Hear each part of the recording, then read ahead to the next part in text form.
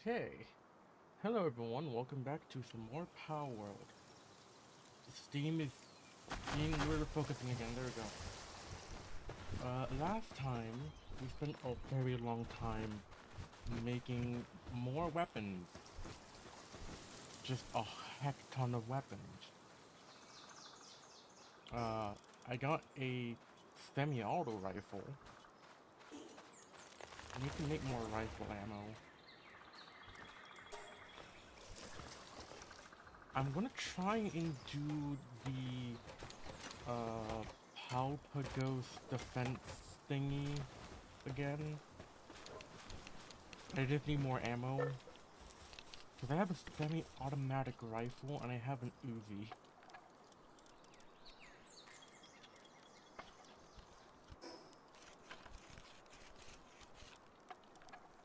Like, really, I don't need that equipped. I just need all my guns equipped. I have so many guns.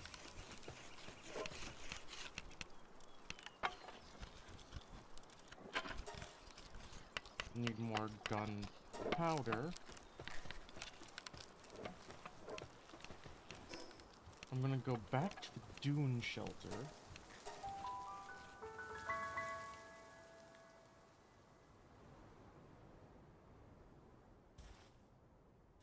Cause I need more. Okay, well I need my pickaxe equipped now, but I need more coal. So I can make a lot more of these freaking refined metal ingots.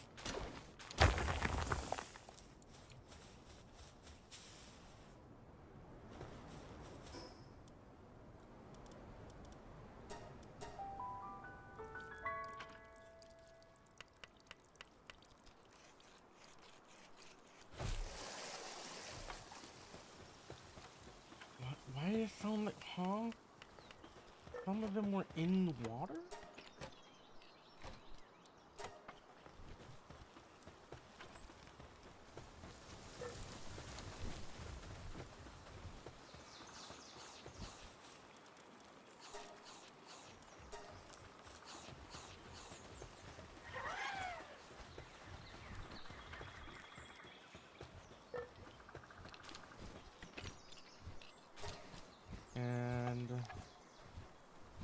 I don't need more spears because I'm going to fight a boss that can't be captured.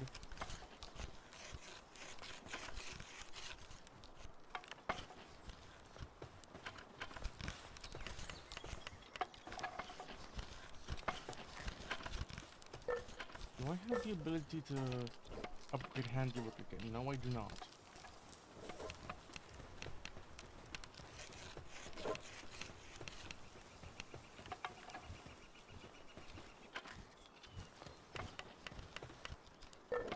Yeah, that's primarily the reason why I need so much more cement so I can make handiwork faster.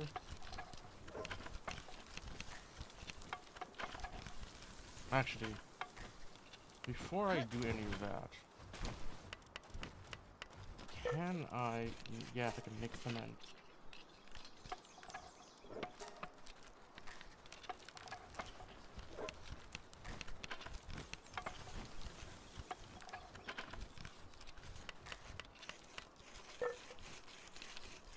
Wait, did they make 5 at a time? Hmm.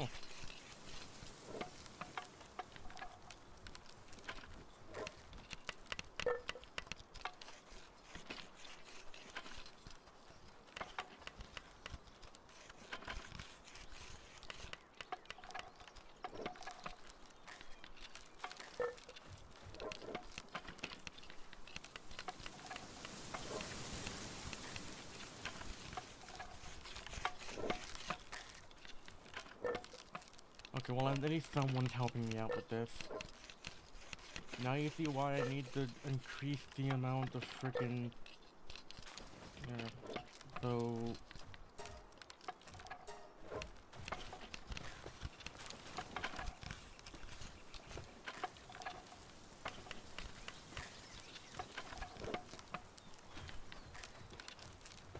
I can take a leisurely stroll, it's fine.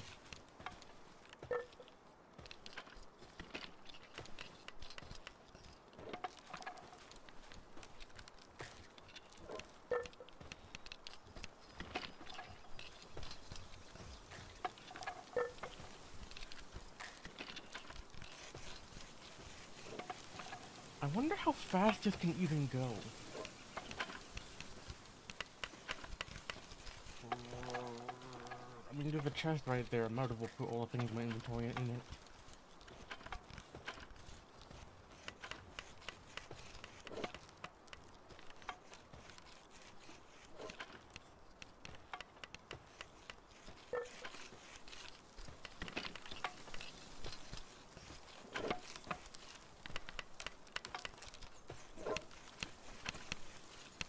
Uh, 450 stones. That's probably why I'm being slow. Handiwork. Yes.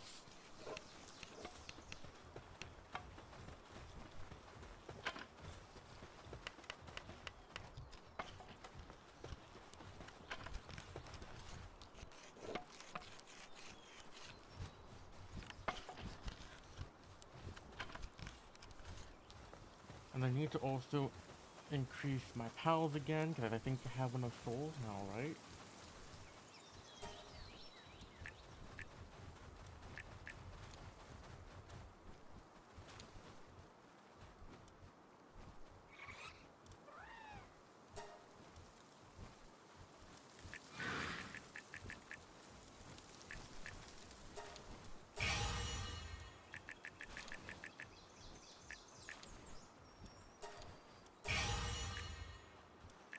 Yeah, that's my most powerful pal. Do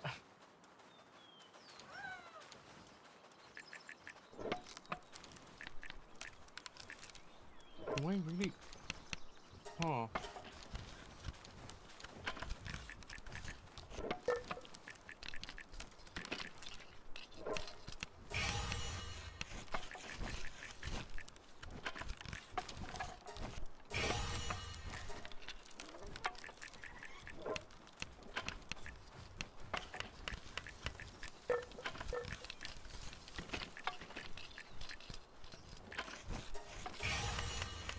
There.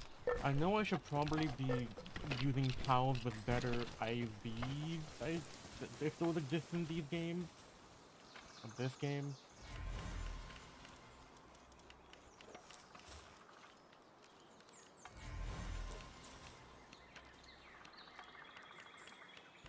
Oh, because it's still not actually done.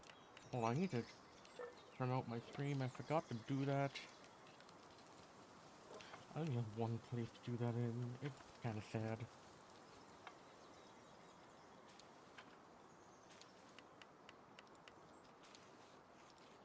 So, promo. Bam.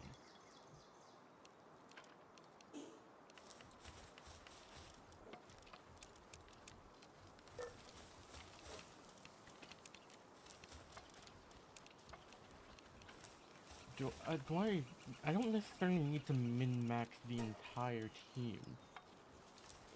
I can do like how I legitimately did in Pokemon Omega Ruby, where I just steamrolled everything using pure stats. Because I'm not good at strategy. Well, then again, there's nothing close to that, so I guess it's probably skill at this point.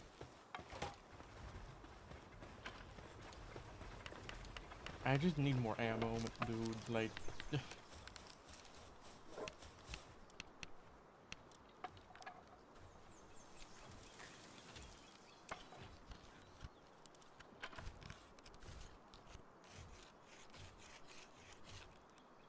I actually need to remove these now, because I have refined metal armor. It only the greatest. Oh.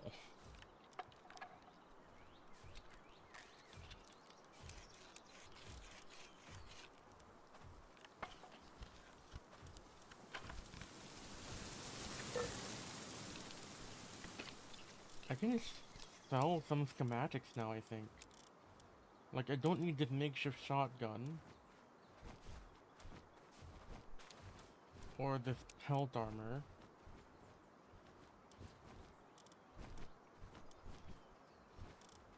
Or... well, makeshift assault rifle.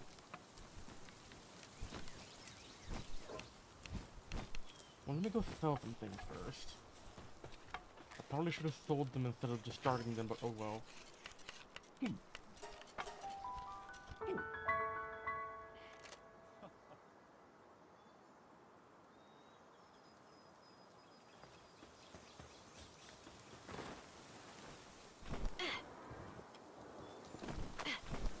Bruh. Bruh. So, don't need that. Don't need that. Oh, trading item.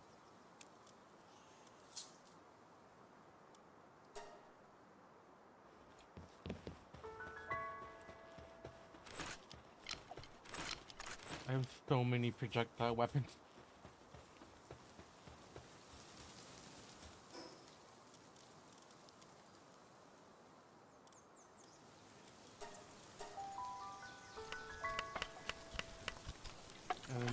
Did I send Palworld on an expedition last time?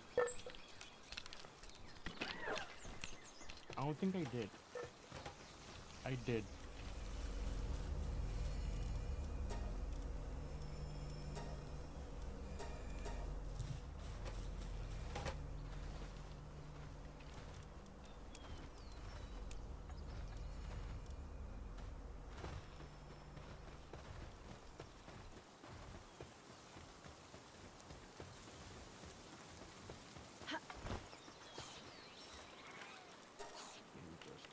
Rush roar.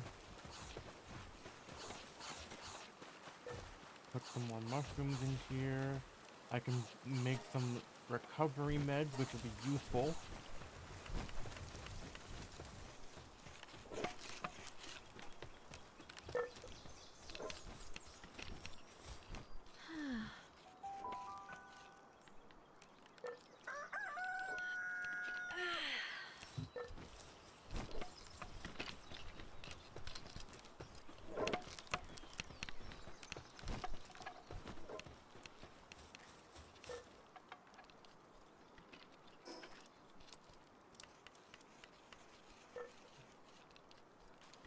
Yeah, that's technically 400 attack. it's a really good weapon. Because it attacks like a traditional weapon, but it also fires a projectile that bounces a lot of time.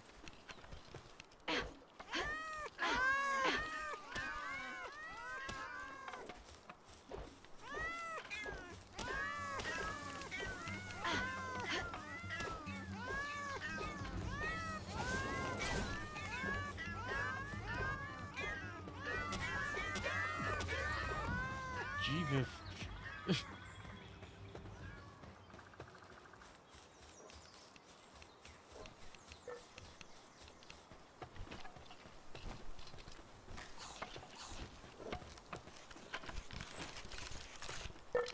So I guess I have a backup from out of ammo.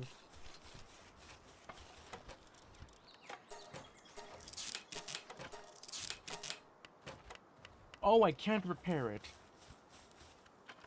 At least not very easily. Oh no.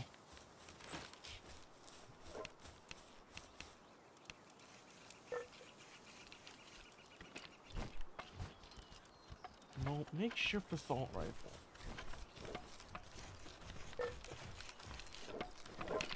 I have a bunch of assault rifle ammo.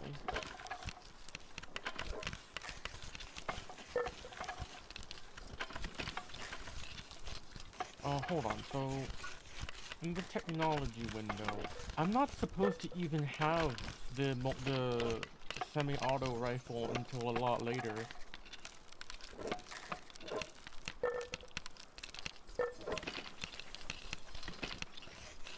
So that's the actual full assault rifle.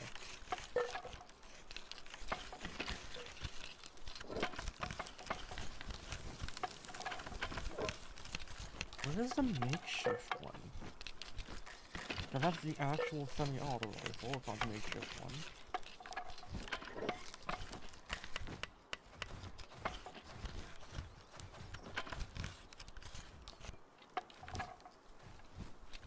Oh, okay, never mind.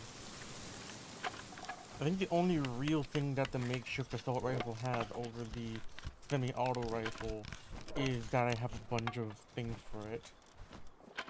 But that's a lot of damage.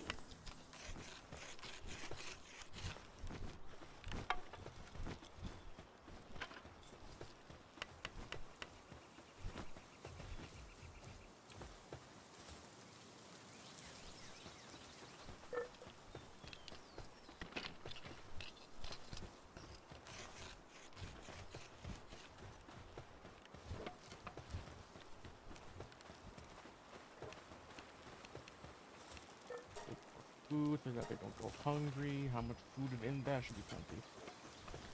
I wish there was a refrigerated POW box. Or, you know, a refrigerator that actually is worth a damn.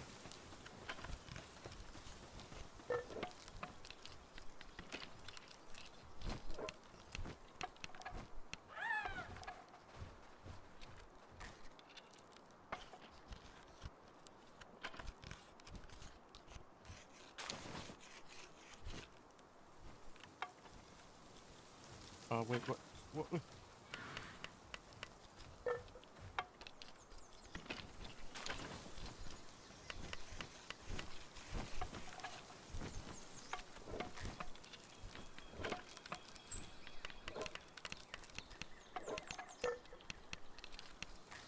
Realistically, I should probably raise the amount of power I can have in the base more.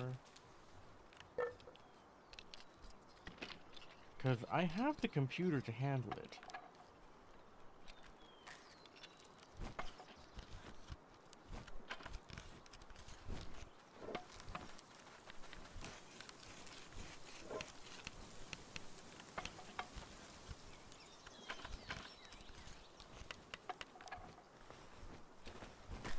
So, I have 35 rifle ammo. Never mind, I have 55.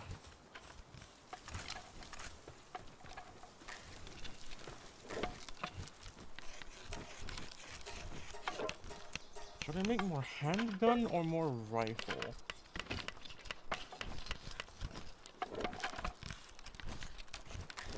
Because SMG is a really high fire rate.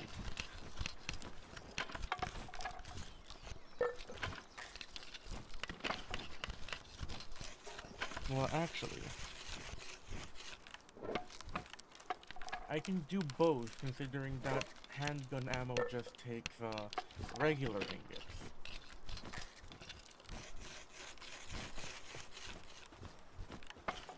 But I should let them focus on doing things. I've been hammering the crap out of my PAL for like years.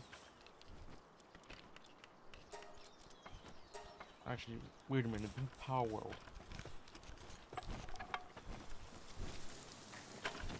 Make more of these, the SMG's broken.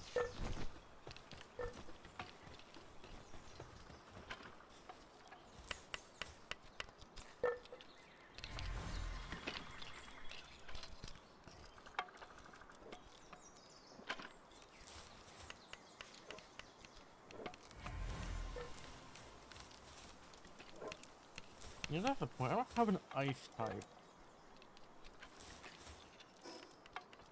I do. I have Chillet.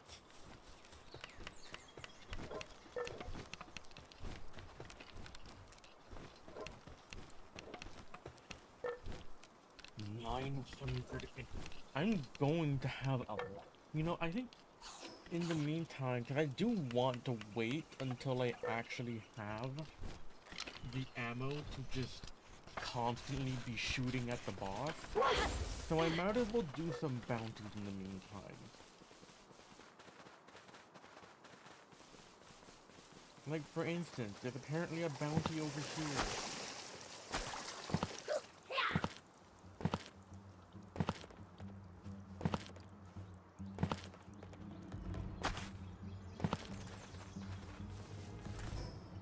Nope, it's over there.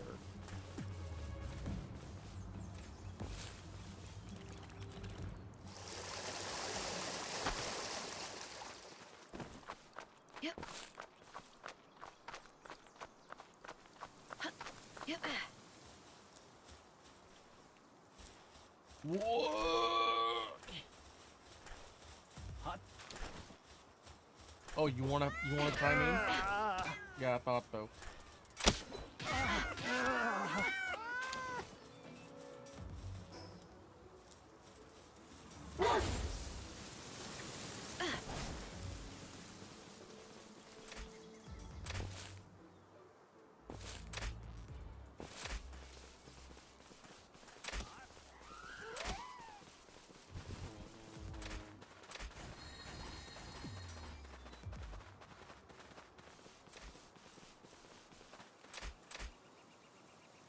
Oh, well, I can't actually do 2 damage to the thing like that for some reason.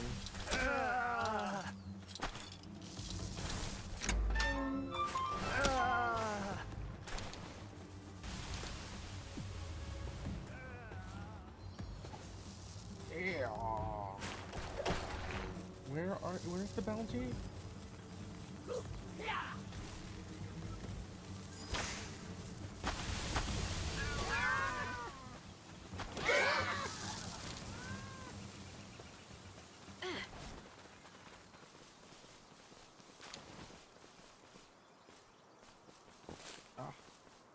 Oh, you're right there. Hot. Oi.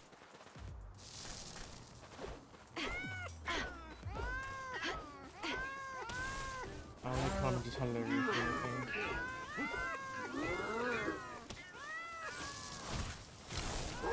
Oi.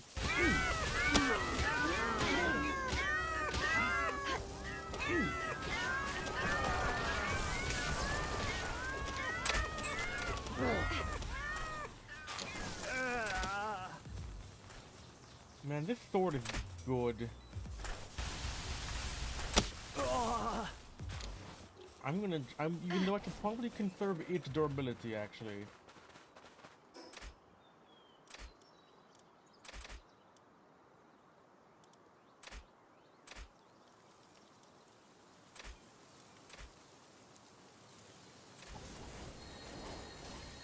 Level 41, with Shadow. Of the hedgehog variety? I'll see myself out now.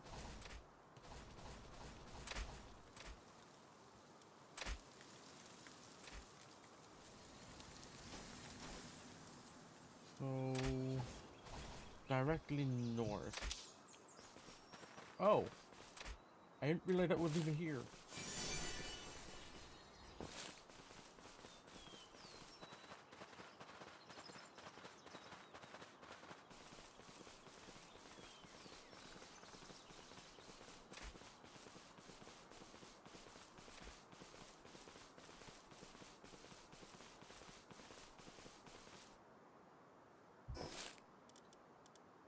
Okay, so I should have enough space in my inventory. I need to also figure out how to min-max these. Because from what I understand, the fruits are effectively like TMs and HMs.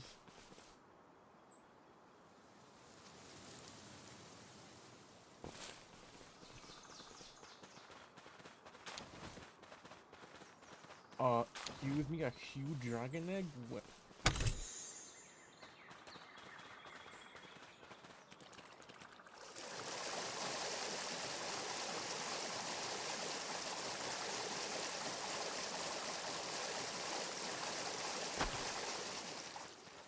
Okay, why do you use more stamina when you're on the ground? Oh, fuck.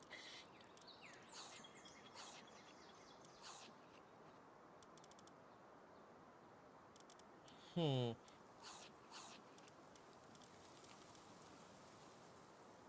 Here's where I realize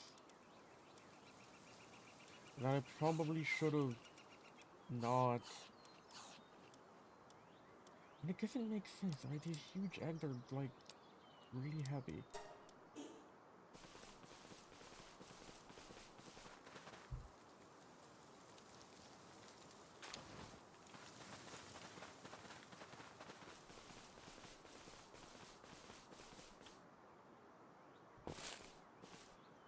I should get a flying pal on my team. Oh, this is where Ego is.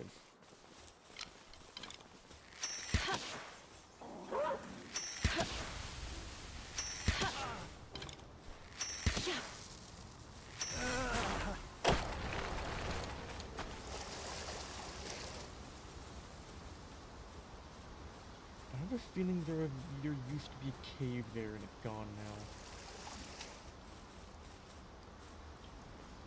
Do I even have good flying pals? What even is the best flying mount in the game?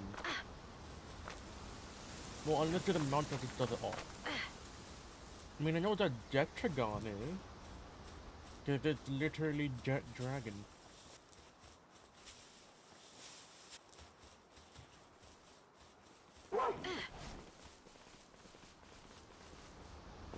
And from what I understand, well, it should be obvious, jets are fast. But also, what level was Jetragon again? 60. Yeah, so nowhere near being able to catch that. Maybe not for a while.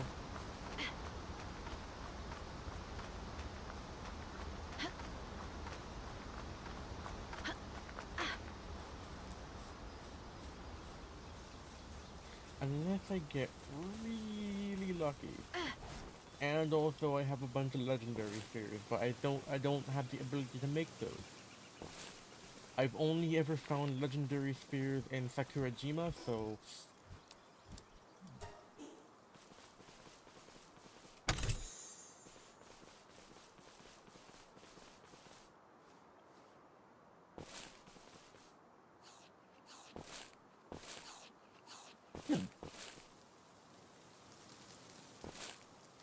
oh come on, you can make it up there, there you go.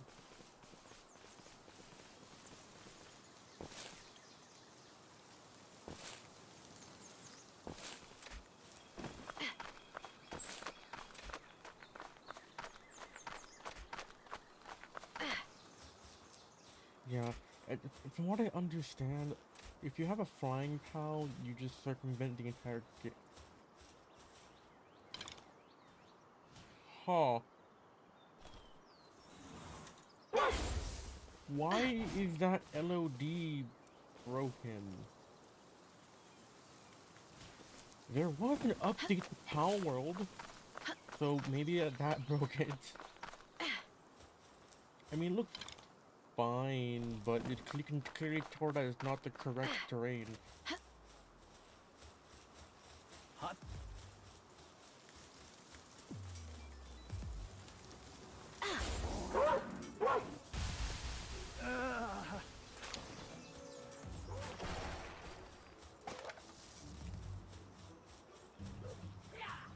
I am 4 pounds overweight. I should be able to do fat rolls. Like, come on, man.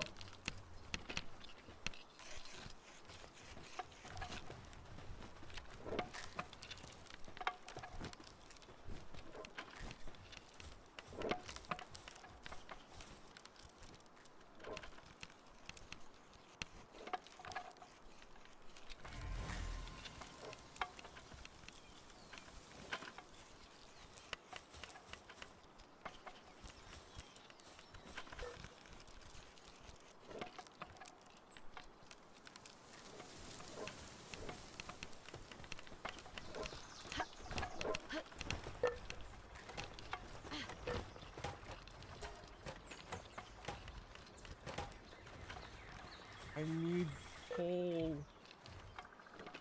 I also need inventory space, or space in general.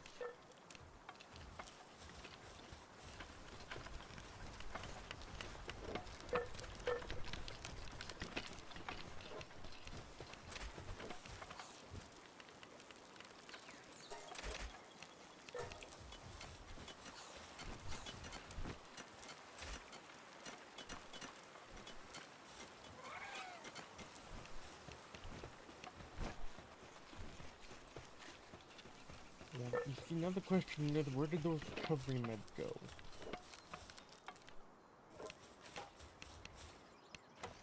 Because it sure as hell didn't go into anywhere that I actually know. There they are. Are there any more recovery meds? Yes, there is. God damn it.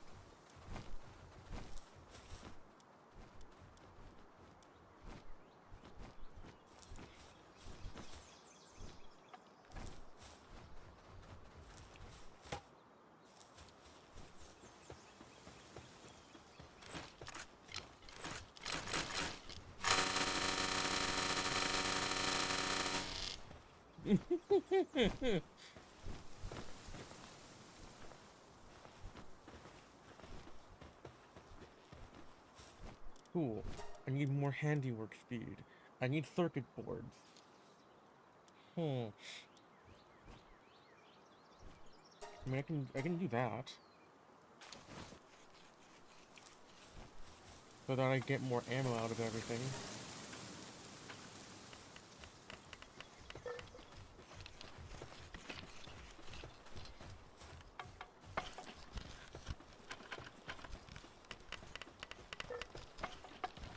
And I do also need more charcoal.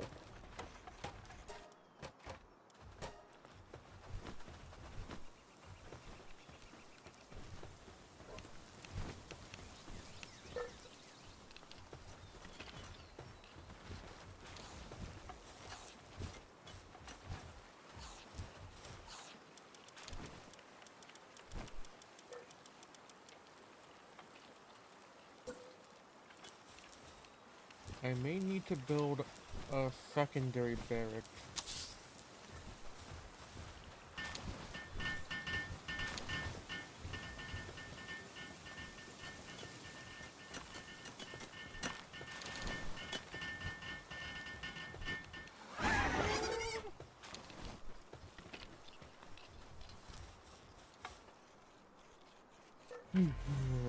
Kitsune, another one.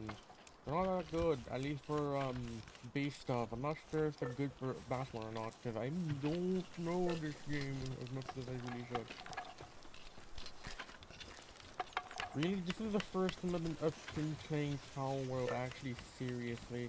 All the other times I've played it, I got to a certain point and then entirely stopped because, well, this is an early access. There really wasn't much to do back in the day.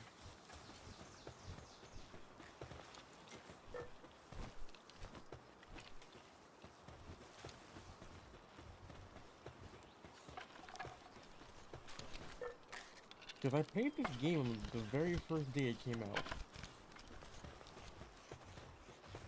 I experienced the bug where, for those of you who don't know or haven't been following the game for a while, or that probably this is the first time you've ever heard of Palworld, if this is the first time you've ever heard of Palworld, what rock you're living under. But previously in Palworld, there was a bug with the Liftmonk effigies where you could gather as much as you wanted, it wouldn't do anything.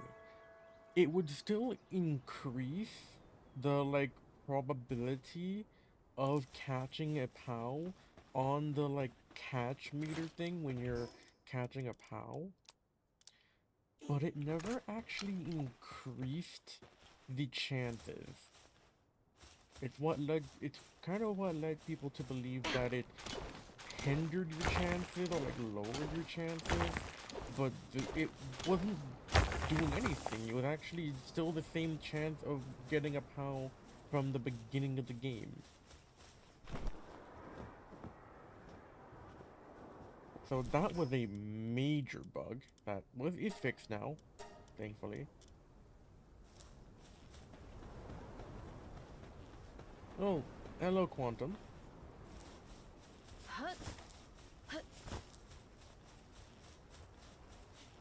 How you doing?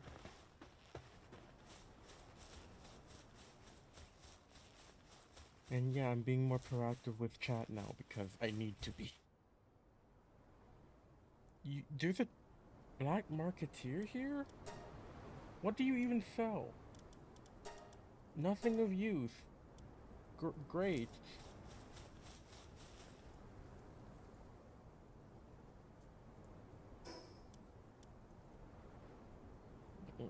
I could probably handle whip. I could probably handle whip.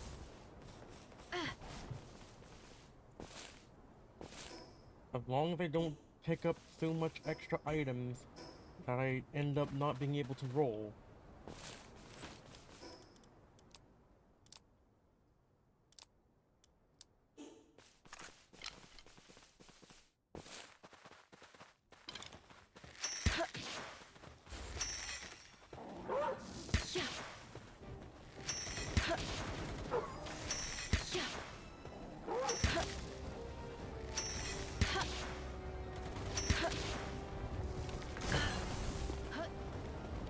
Yeah, I mean, it's still an early access, so it's not like fully complete, but it's getting there. The idea behind Palworld really is that it's supposed to be like a riff on Pokemon, and Nintendo's getting real upset.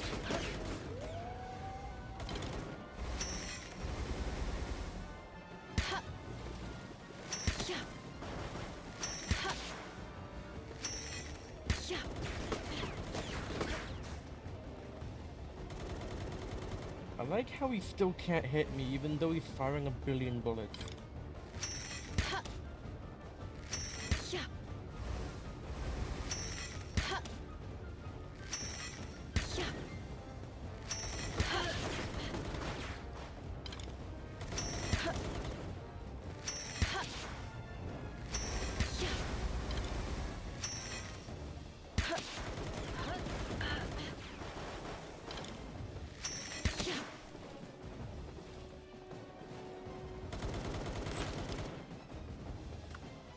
Oh no.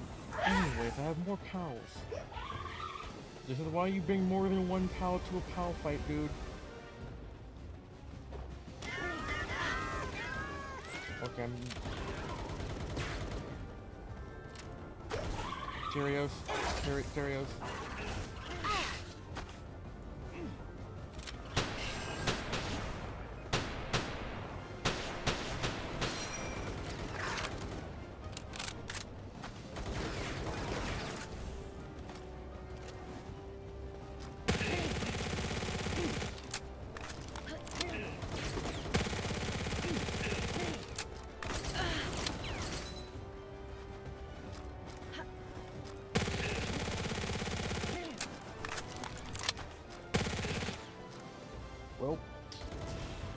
Yeah, it is from Terraria. Recently, Palworld and Terraria did a collaboration.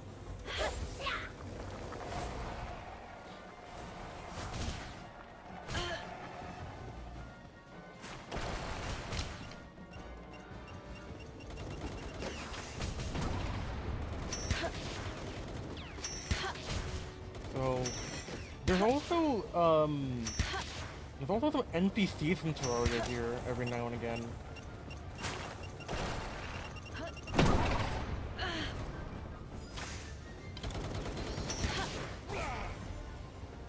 It's actually weird seeing Meowmere rendered in 3D.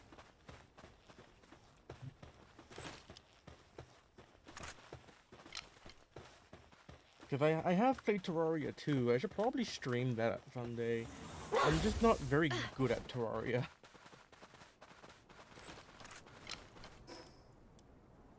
Well, I mean, Terraria is really complicated, but still.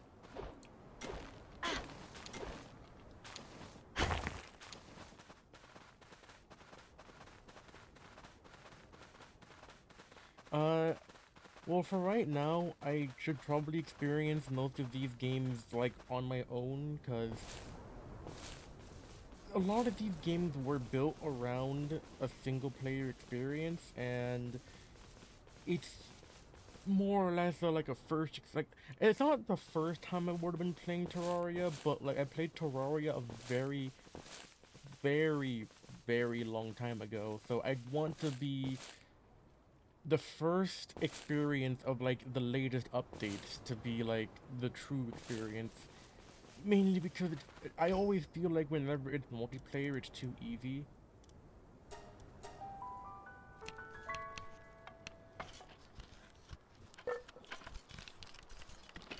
I mean, it's not that I don't want to do multiplayer, but it's just for like streaming things.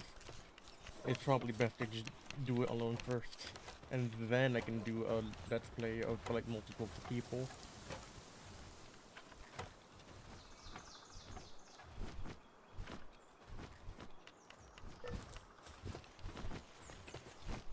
I forgot that I got them to make 4,000 charcoal.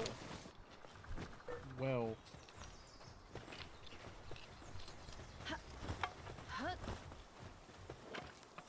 like realistically, the only games so far that I've played multiplayer, at least for the channel, is Monster Hunter, because, well, that's always more fun with other people.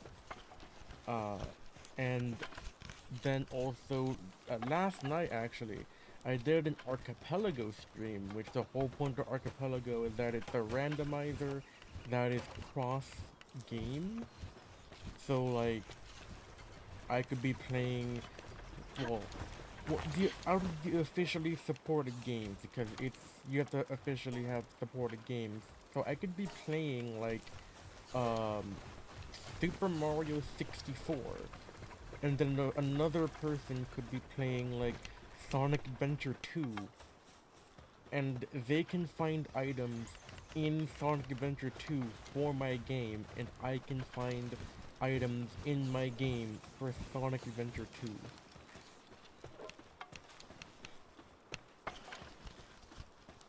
And so I think the requirement for Archipelago is that you have multiple people.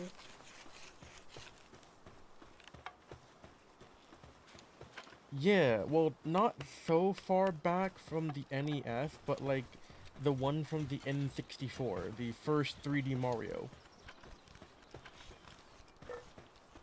Actually, the version of Super Mario 64 that Archipelago supports is the native recompilation version, because a while back there was a major leak at Nintendo. And what that did is that it gave everyone the source code to all of the N64 games.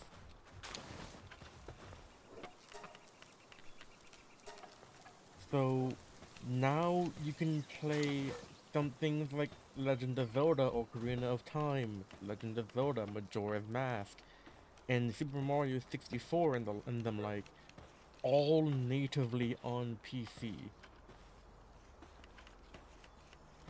So I think that's the version that Archipelago is using because it's easy to intercept the items and how they're placed around the world and whatnot from compilation. There's also obviously Legend of Zelda Ocarina of Time, Majora's Mask. I think there's like um I'd have to look at the actually I can look at the officially supported games now.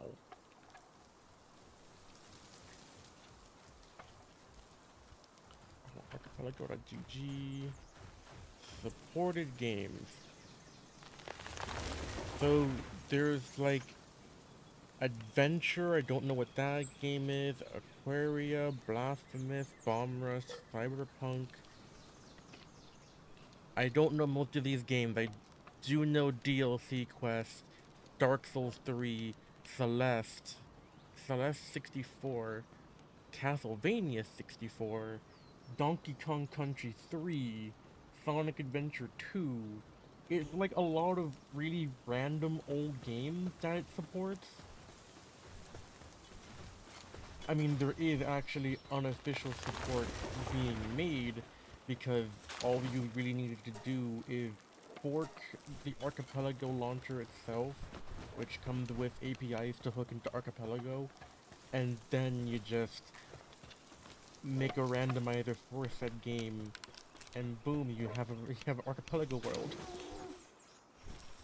Though it's a lot more involved than that, depending on if it's like an emulator or an actual game like Sonic Adventure 1, which is actually the game that I streamed last night.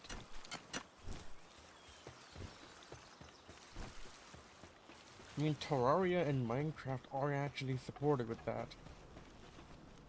So maybe one day. Though I don't exactly... Can I try getting the Terraria Archipelago set up and it doesn't seem to work? Like, at all? And I don't know why.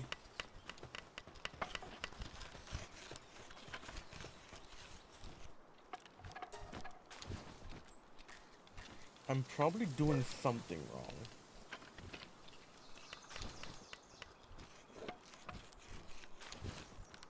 But yeah, Archipelago is really cool. And I might actually be doing Archipelagos more often at some point, because Archipelagos are just really cool.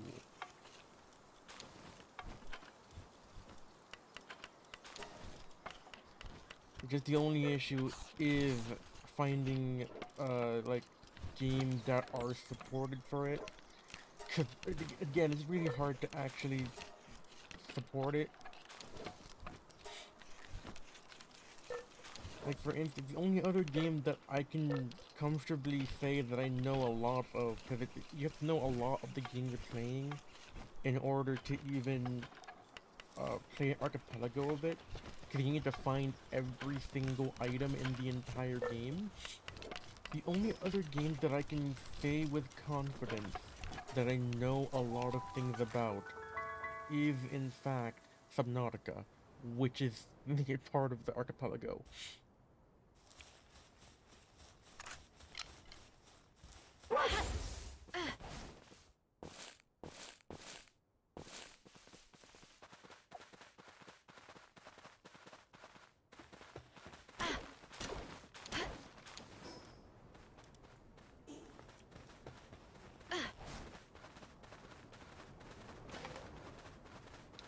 That plus also some games have a really convoluted setup process, like aforementioned Super Mario 64. I need to recompile the entire game for it.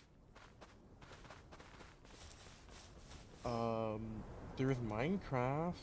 That should be easy. I also don't know much about Minecraft because I haven't played it since 1.15.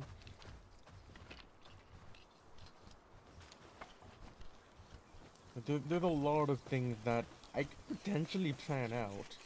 Though I think for the time being, I should keep my stream schedule mostly clear because I do stream with other friends every now and again, and I don't want to like have conflicting schedules.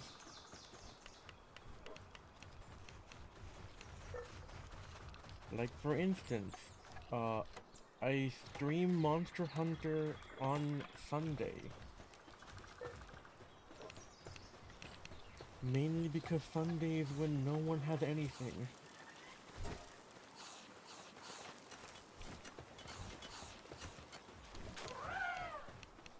Yeah, so I like how I went on a huge tangent even though I was originally supposed to be just making more. Well, I'm just making items for right now, so I can talk as much as I want, I guess. Like for instance, I need more cement.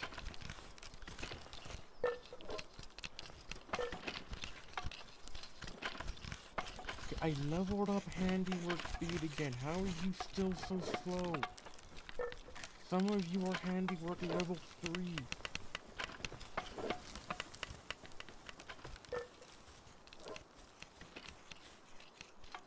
Huh.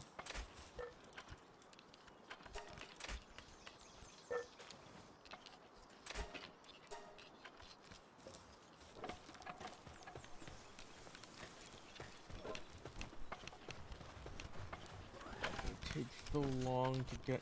I mean, realistically, I only need the semi-auto rifle and the compound bow for the boss.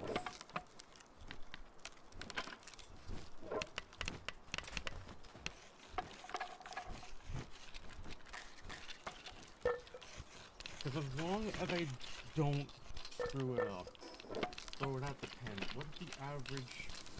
What's the average? That's 40 over there. What's the average difficulty or level in the desert?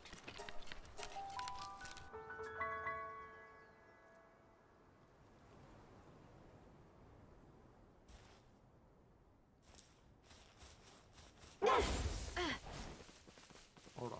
Random pound. Appeared of nowhere so I can see what level you are. Level 31. I should be able to take on the power dude now. I have refined metal. I know that he had a bird that's somehow only rock type.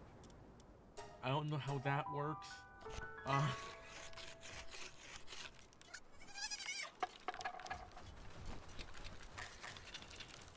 Well, okay, do I have...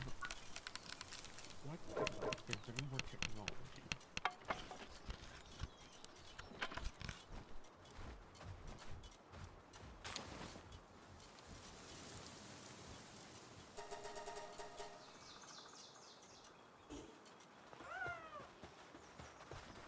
I should probably explore more of the map, because this is all of the map I have, and I think feybreak is all the way over here, so everything's like level 60 or whatever over in feybreak.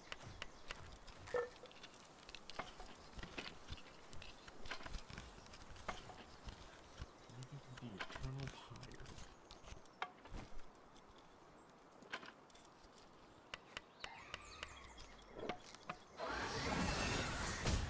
Who's attacking? Oh, whoever they were, they're dead.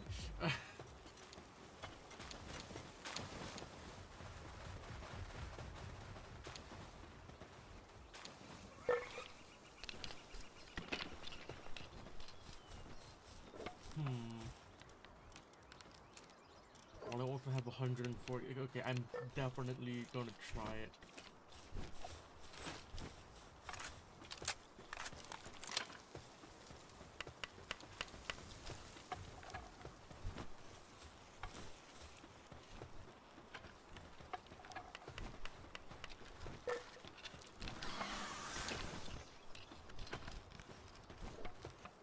Okay, who put the...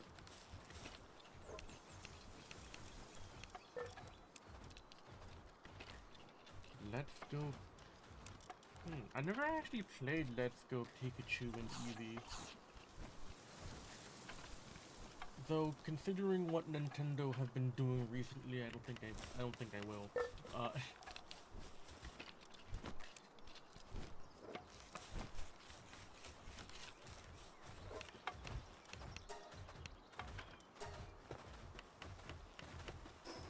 What's bringing me down?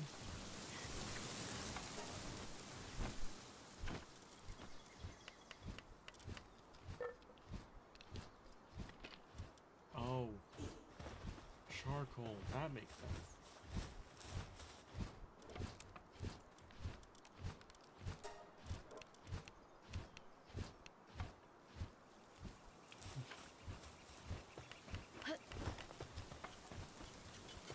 I mean, you should finish it. It's actually a really good game. Well, it's a remake of Pokemon Diamond, but still.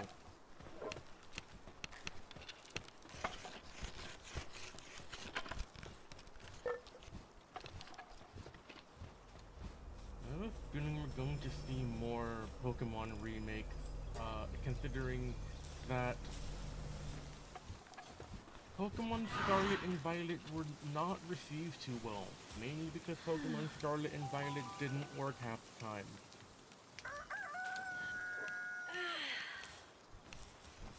Yeah, I don't know what happened with those two games.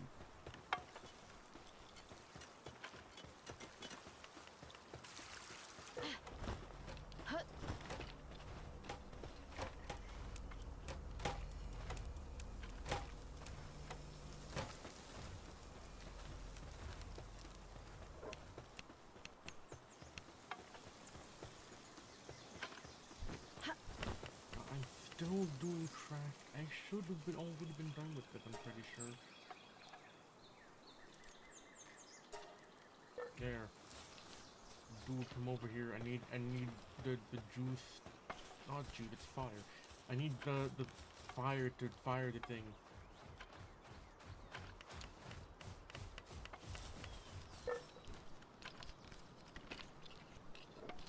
There.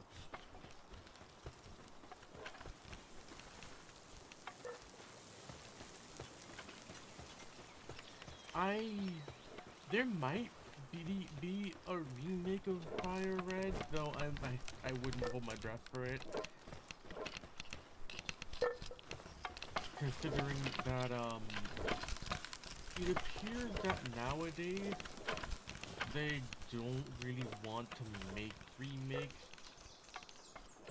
They had a chance to remake more games. Like they already remade Diamond and Pearl. But they didn't bother to remake anything else. Maybe next generation. I'm not entirely sure. I guess, because they saw how terribly Scarlet and Violet was received, and that was supposed to be the introduction to, I believe, Generation 10? But that's going to make them go, okay, well, people only like the older games, let's just remake the older game. So there might be a Fire Red remake, I don't know. But I'm not gonna hold out for it because, well, considering the recent track record, I don't think it's gonna end up being too good. Unless it is. In that case, I'll eat my words, but,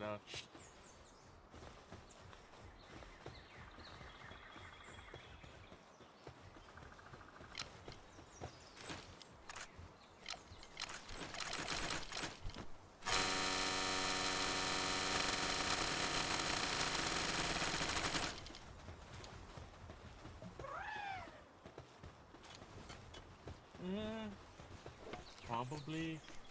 Then again, whenever they do a remake of an older game, they still, like, try to keep the full original name in the title somehow.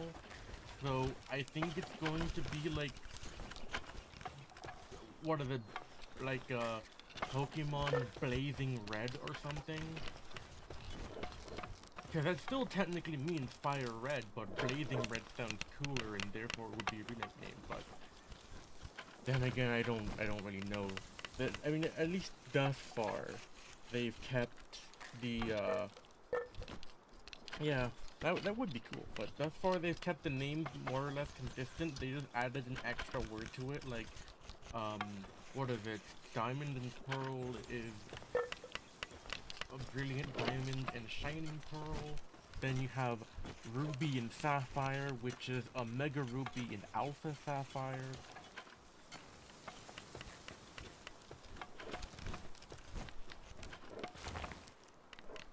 But let's see what happens. Though I still would hold my breath because it's gonna probably be a broken remake. If any of their recent games in that series is to go by, starting with Sword and Shield,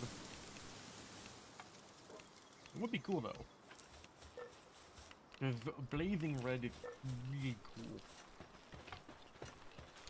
Also, Blazing Red legitimately sounds like a stand from JoJo's Bizarre Adventure.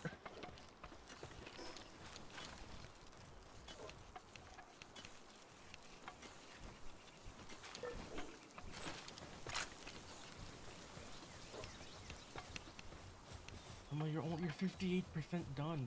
Just finish. Just.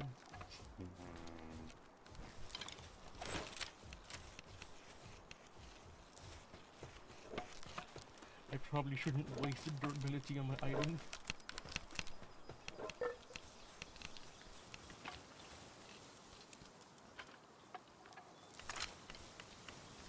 Wait, am I making...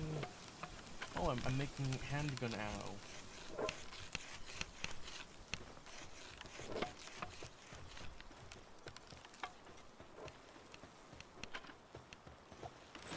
So I have 140 handgun ammo for my SMG.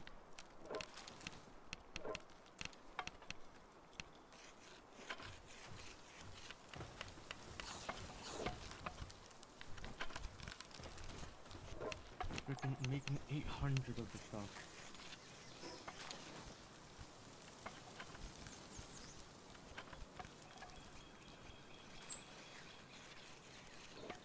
I should probably fill out the map more because it looks kind of dumb.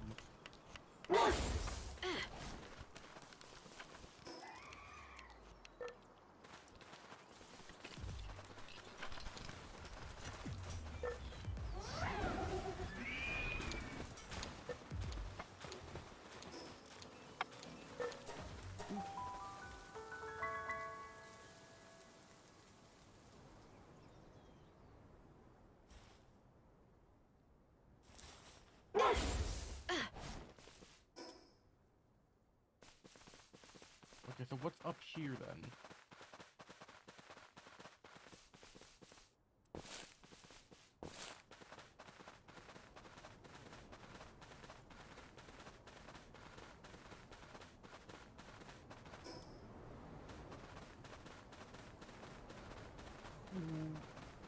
I mean, okay, so there was an update to the game that changed how LODs work. It works better in some areas, and then it just looks like a game from the N64 in other areas.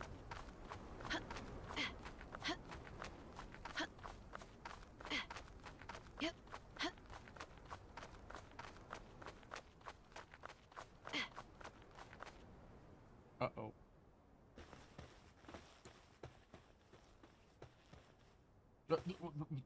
You can just teleport? Okay, never mind. I might need a flying POW for this. I know that it's possible to get everywhere without a flying POW, possibly, but I'm probably just not good enough at climbing.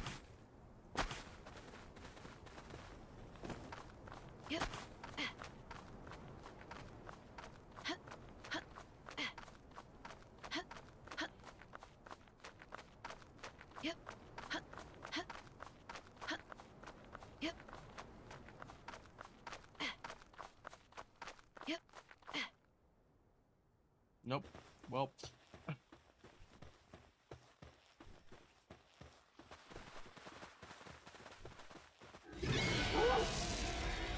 Uh-oh. Uh...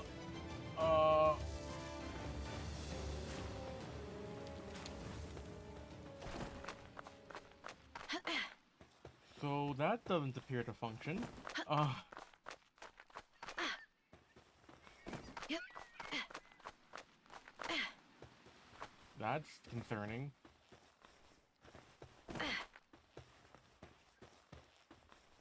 Gotta love holes in the terrain.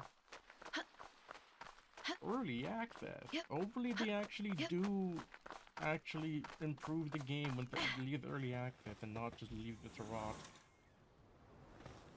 Supposedly Pocket Pair made another game that is literally just Breath of the Wild Yep. without pals.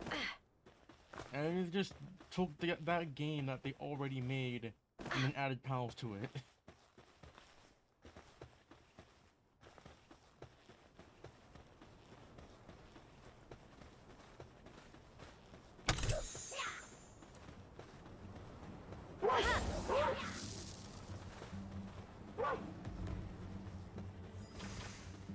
I mean, hey, it's not necessarily plagiarism if you take from every single game in the world. Ignore the fact that clearly there's some inspirations behind the design. Like, yeah, it's that there are some pals that are completely unique or are based off of such a generic animal that you kind of can't just say, oh, Nintendo owns that. And there are some designs that clearly are just Pokemon.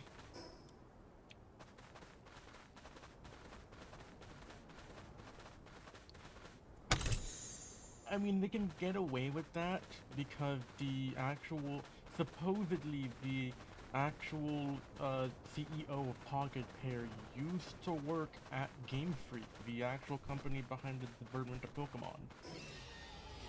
So we should know what is and isn't skirting the line of the copyright, though Nintendo doesn't seem to care.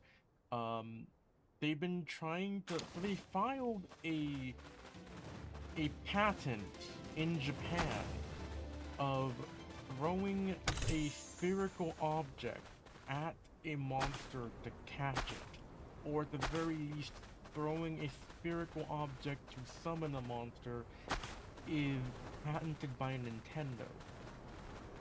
Now that patent is actually a retroactive patent, which is not allowed in the US, but it's allowed in Japan.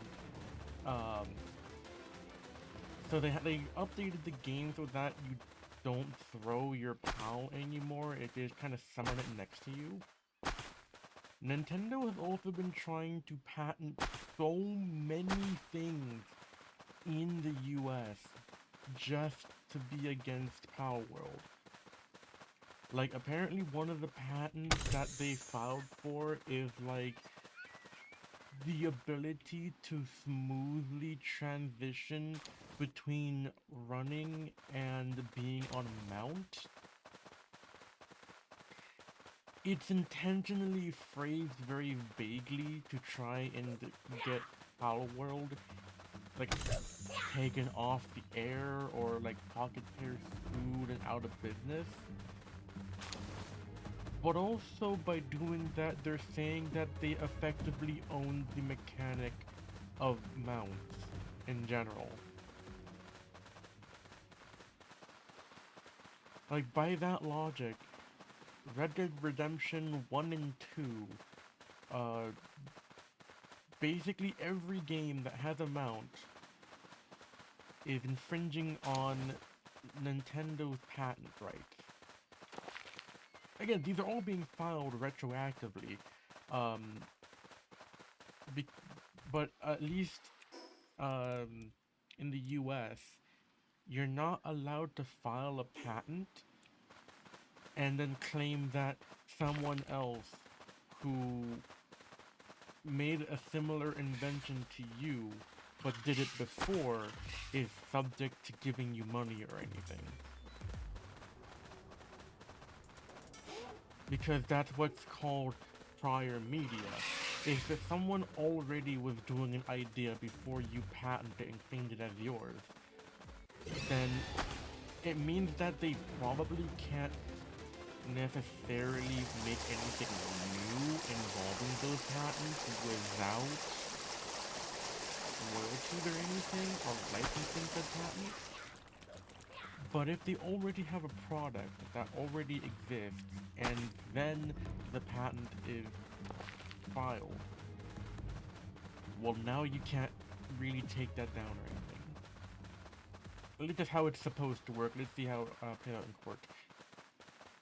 Because Nintendo is upset that there is a game that looks very similar to Pokemon, but plays really differently and is objectively better. At least in the recent Pokemon games. I know the older ones are better, but like they just kind of stopped caring about the quality of Pokemon games at some point because of the whole notion of, well, they'll buy it anyway, just release it.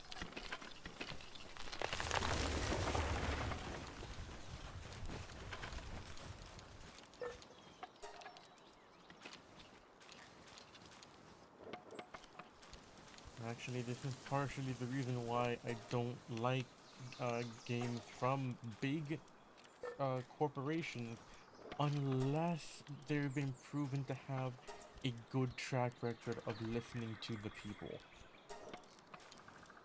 For instance, Valve. Okay, they're not really that good of an example because Valve, people have been asking Valve to make Half-Life 3 for like a few decades now, and Valve is like, we're just gonna keep stringing you along.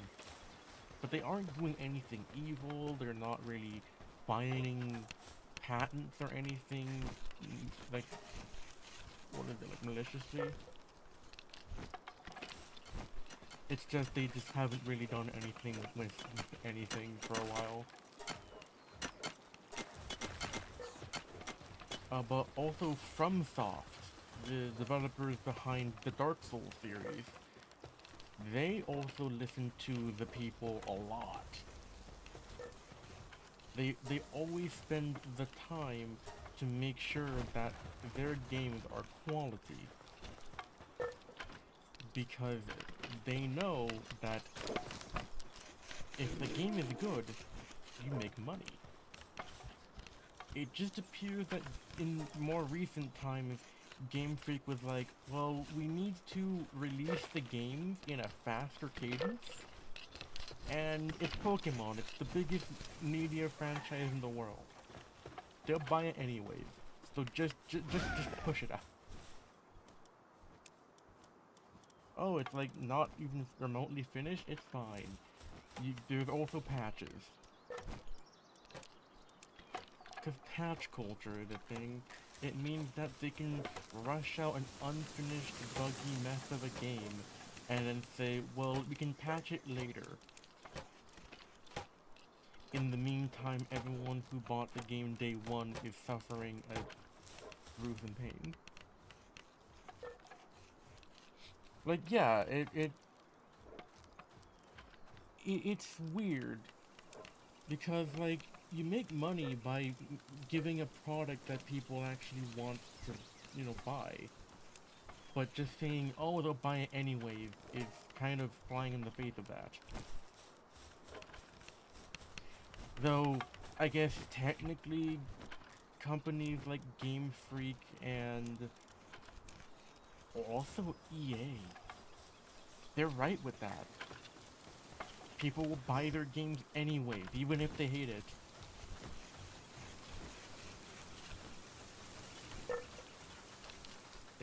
Because people don't seem to understand how to vote with their wallet.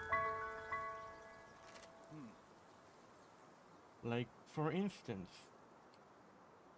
I already, like, when Starfield was coming out, I already decided that I wasn't going to ever buy it because, well, Bethesda's known for not making good games. Well, like, ever since Fallout 76. Not making, but they're known for making games that don't exactly work. And I don't think there has ever actually been a patch for Starfield. But I don't know why everyone's like, oh, they'll buy it, and I mean, I guess it's because they've been proven right over and over. I don't know. I don't know why it's a common thing to rush things. Heck, um, it was either Masahiro Sakurai or Shigeru Miyamoto that said that a rushed game, oh no, a delayed game is eventually good, and a rushed game is forever bad.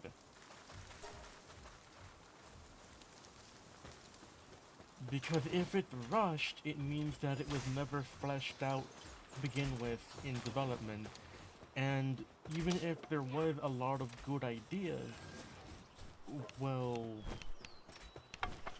they kinda didn't have a chance to implement them correctly. Now, I get that the reason why they release things so quickly is mainly because people want the game to come out faster. Like, I mean, look at the whole debacle with GTA 6. Everyone's like, release GTA 6, release GTA 6. To the point where Rockstar is like, it's gonna cost $100 if we release it now. I don't know why that's the case.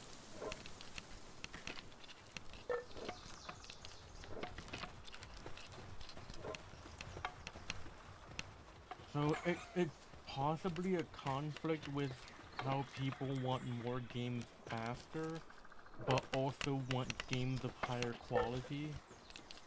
But in order to make games of higher quality, you need to take the time to make the game.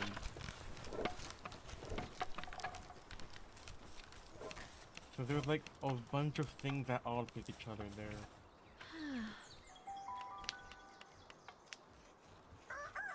I miss when gaming wasn't so corporatized. Cause all that means now is meet deadline, meet this.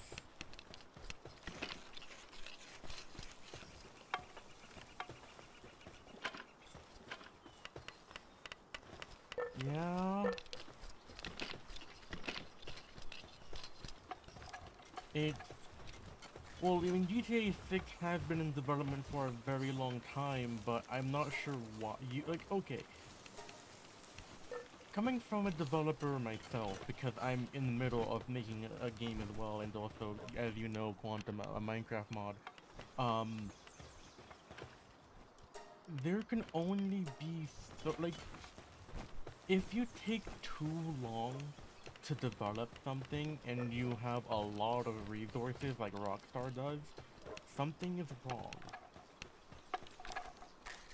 Like, if it takes a long time to make a game or something along those lines, and it's one person or just a handful of people, it's probably fine. They're probably new to the whole idea of making games, or they're making a game that's really big in scope and want to make it the best it possibly could be. Fine. Rockstar has a crap ton of people working overtime on GTA. If it takes them like an entire decade to make a game, something is wrong. That's what you call development hell.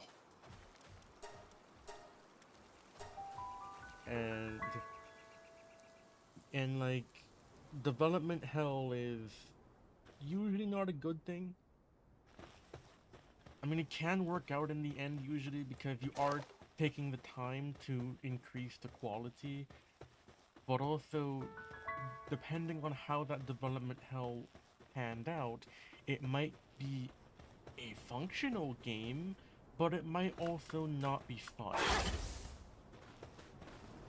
Because there was too many conflicting ideas, and those ideas overrode each other, and systems don't tend to work correctly. It's weird.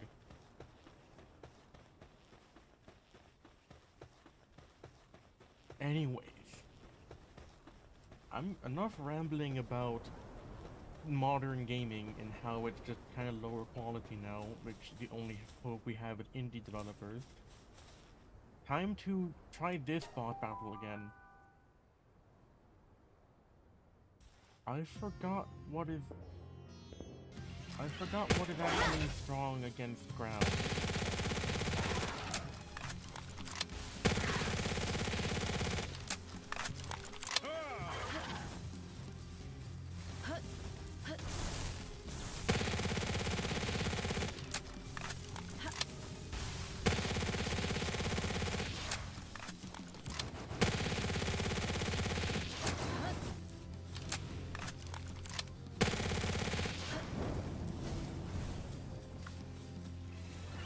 Quick.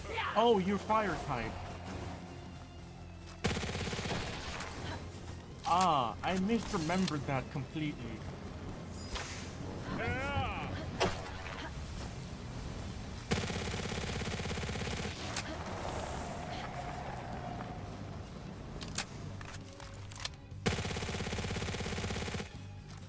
Okay, well that's empty.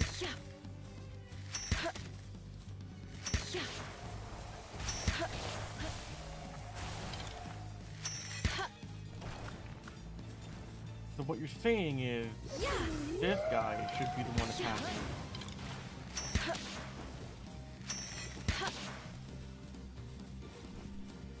What are you trying to do? You failed.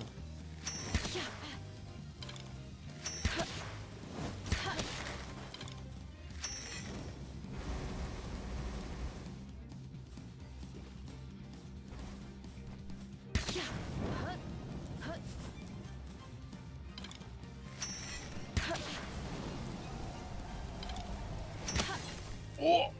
I forgot he can do that.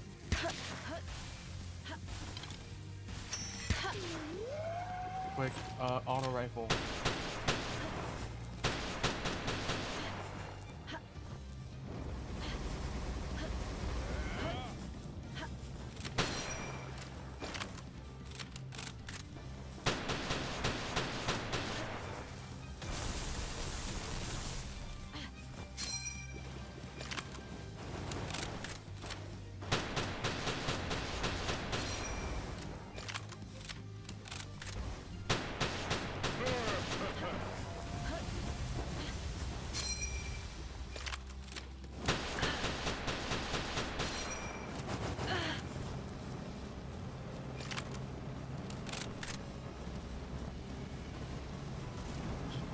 There. Yeah, a lot of fire. Zoro actually attacked them so that they draw aggro. They drew aggro.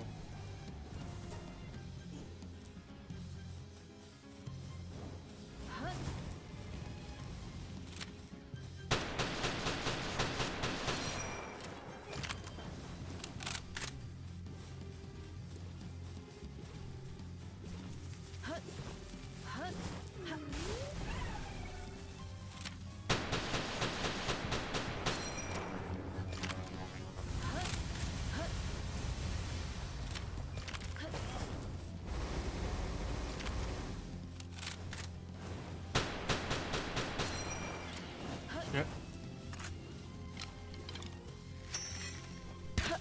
I am nowhere near beating this guy, and I have no more ammo. How much? What the hell?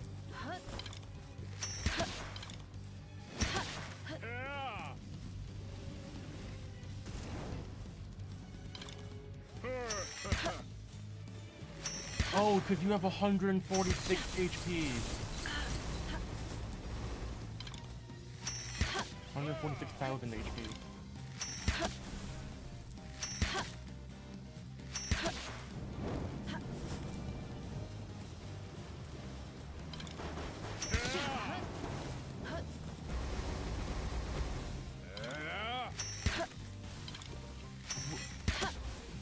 I clearly hit him with that one.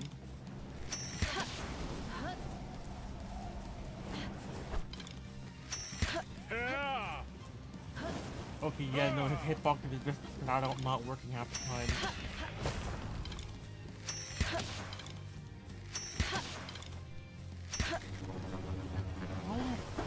How much defense does this guy have?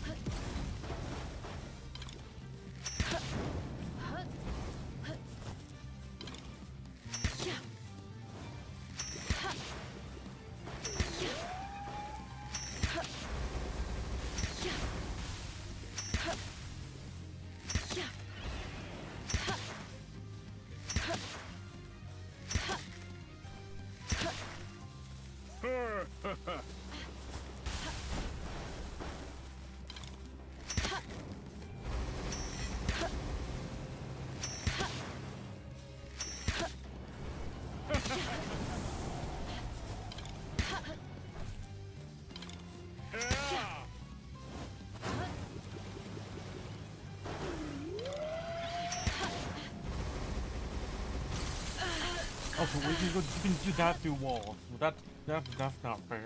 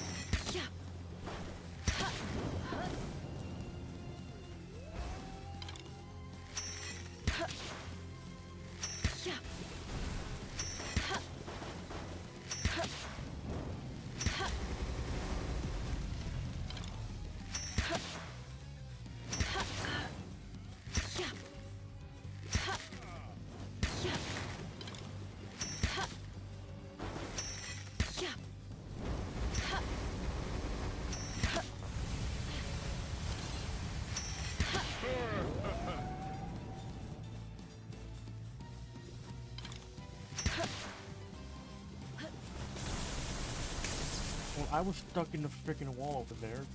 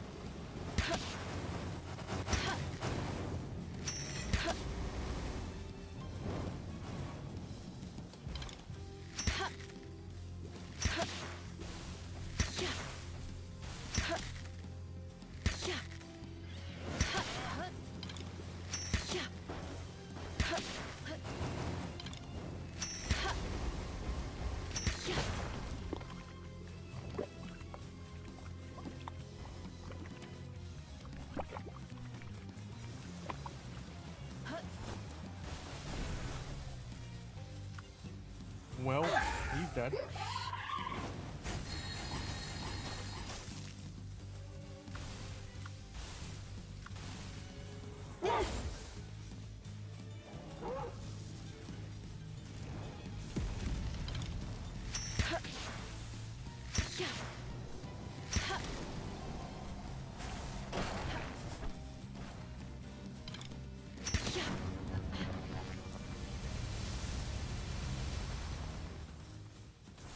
And timeout. Well, no, seriously, what the hell?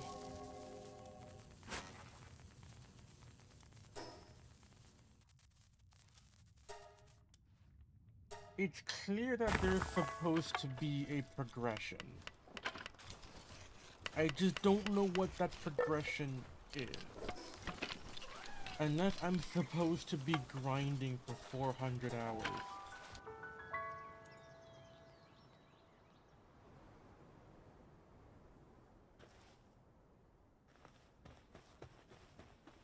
Cause I literally do not have the DPS.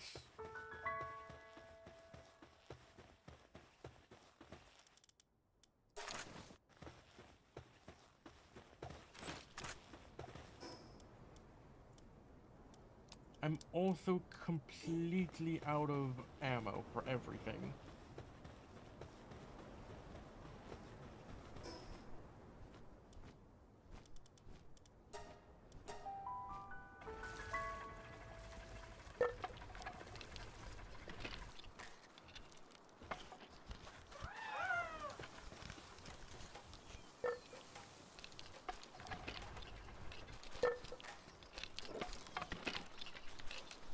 That was baloney.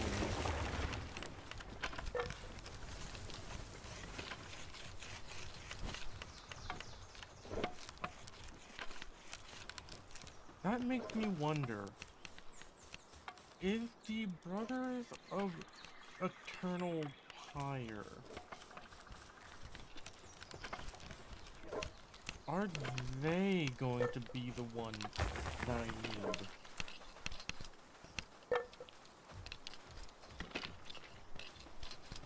I could probably, so hopefully, like with most of these towers, there's a fast travel point near it.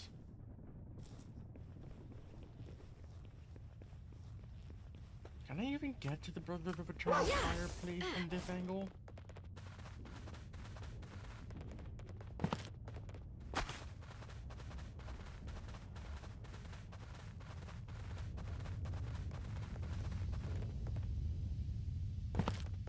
Well, I probably can if I glitch through the terrain like what it's doing right there.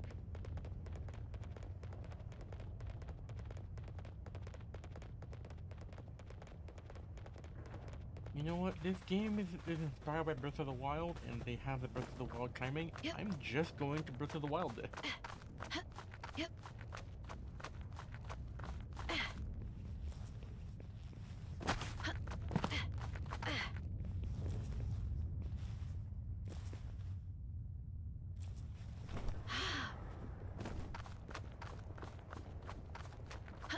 Yep. I hopefully have enough stamina. Yep. I do. Not. Kind of. The geometry is so weird. Okay, just stand here. Regain stamina. There we go. Geometry. That doesn't work.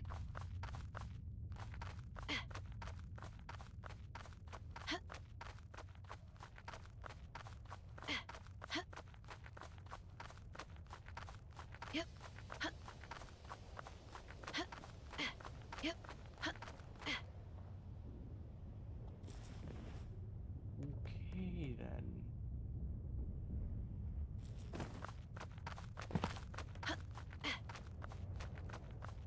How am Yep.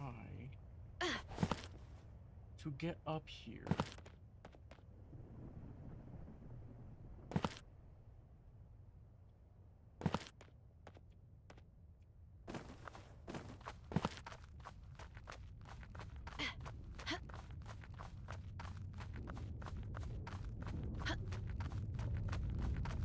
Yep. How is that solid ground?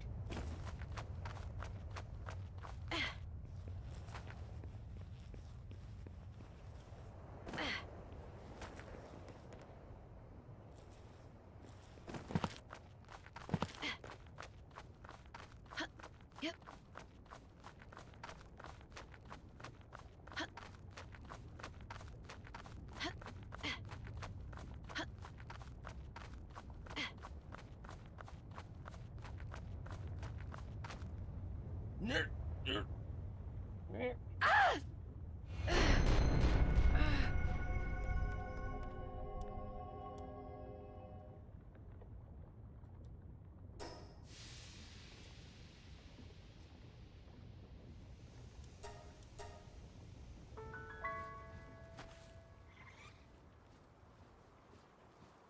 I need a flying POW.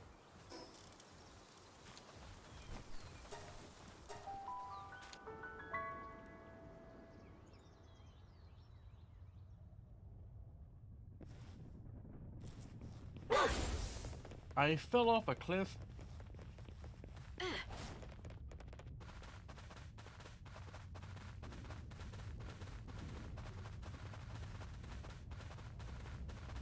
Like, that's not good for health. I shouldn't do that.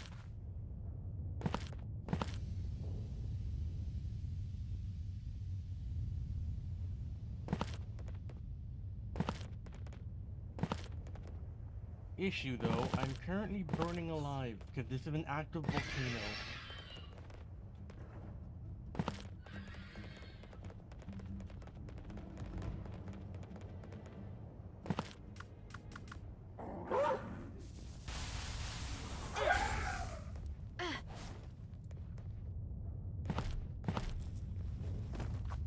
Yep. I'm not cool enough. I'm gonna die again, aren't I?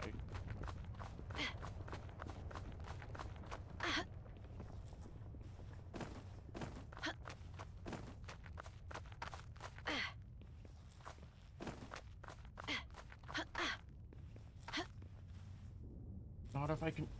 Game! Yep. Not enough stamina. Well...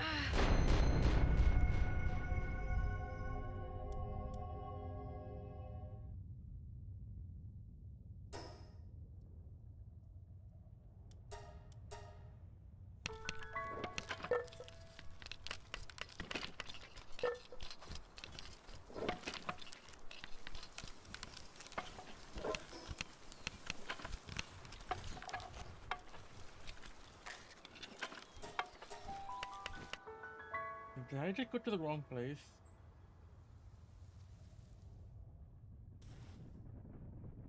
I did.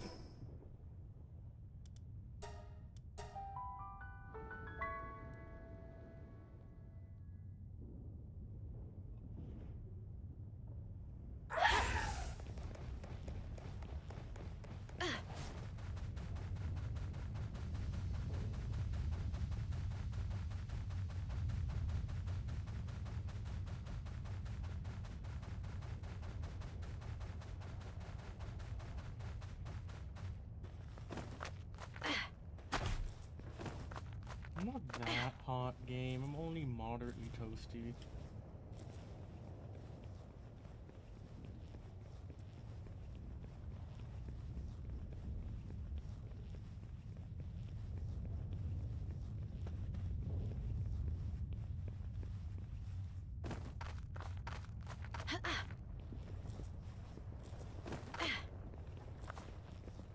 Also, this is totally not how anything worked in Breath of the Wild.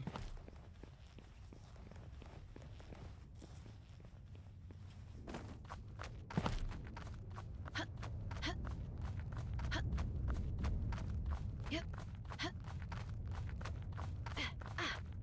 Yep. I should have enough time to get my stuff.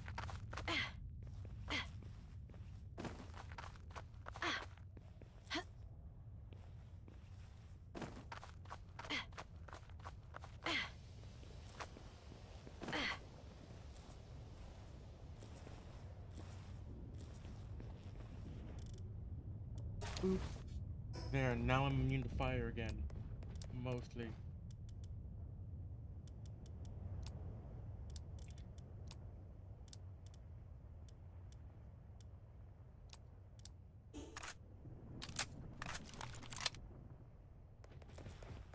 How am I supposed to get up there now?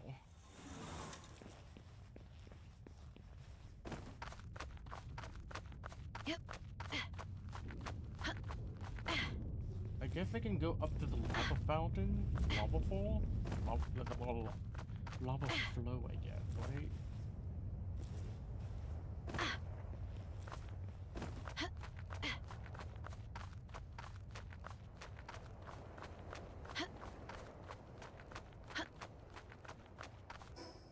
Probably take a recovery med.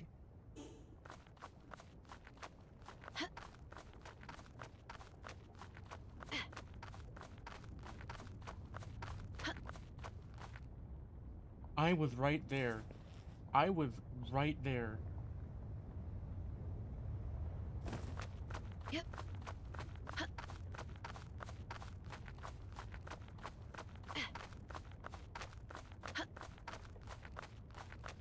Yep. Yep.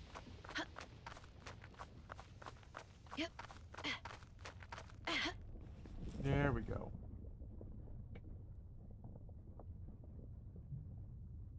All I need to do now is Yep. not with another one of those, or I will be sent falling back down to the bottom and die. Yep. Huh. Yep.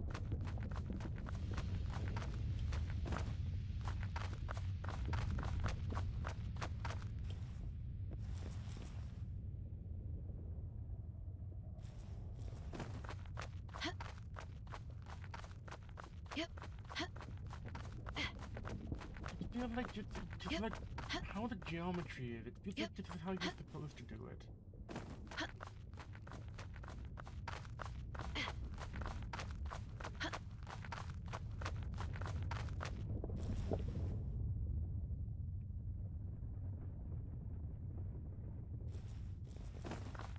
Yep. Huh. Huh. Huh. Huh. Huh. Huh. Yep. Ah!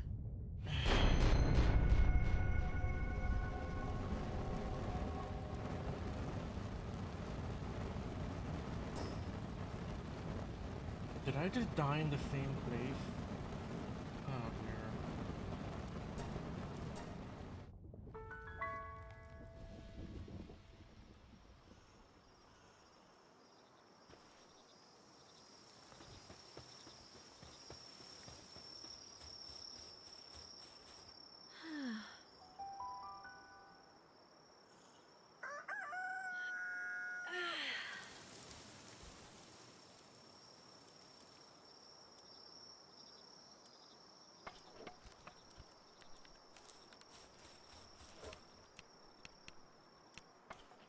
Do you just have a heat resistant trick that I can use?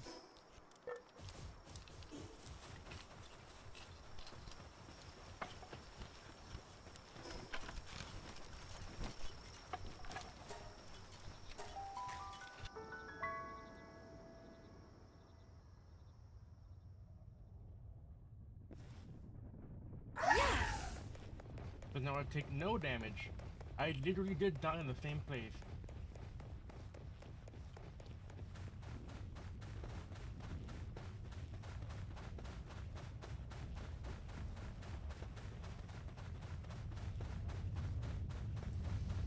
Oh no, it's a little higher up.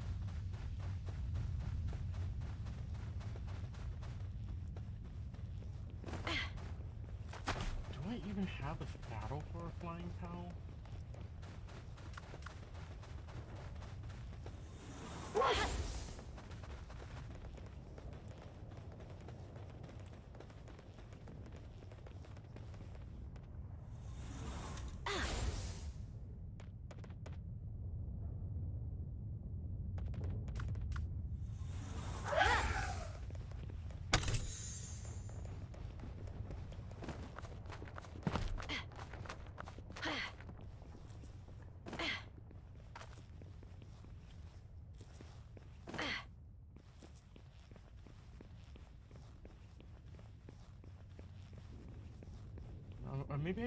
Or maybe I literally am approaching this from the incorrect angle. If there is another way, a few streams ago I found another way to Yep. get up on top of Mount Obsidian.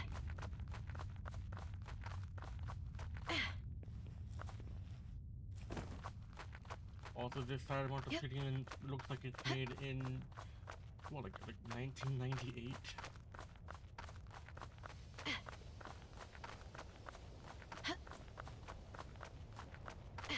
Yep. Ah.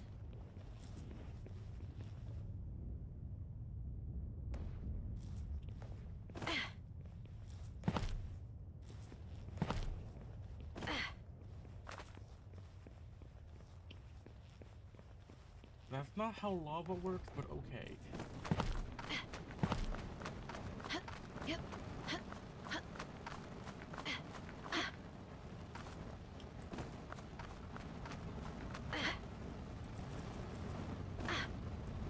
Wait, do I have to have a flying cow? No, I don't. I just accidentally somehow touched the lava.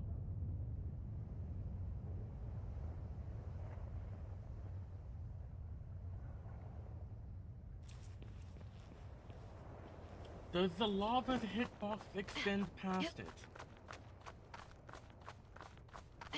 Yep. Yep. Huh.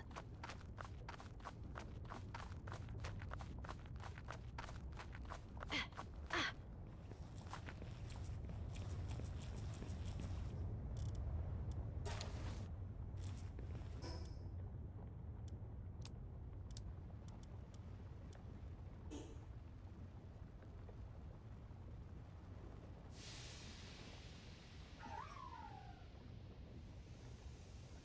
Well, he ran into lava a lot.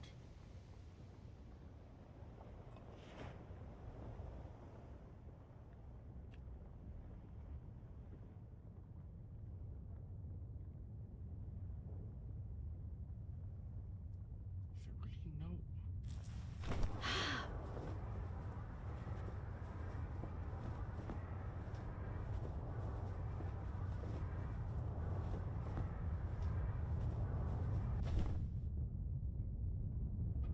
Huh. I'm just gonna go the other way. I don't feel like dying again. Yeah.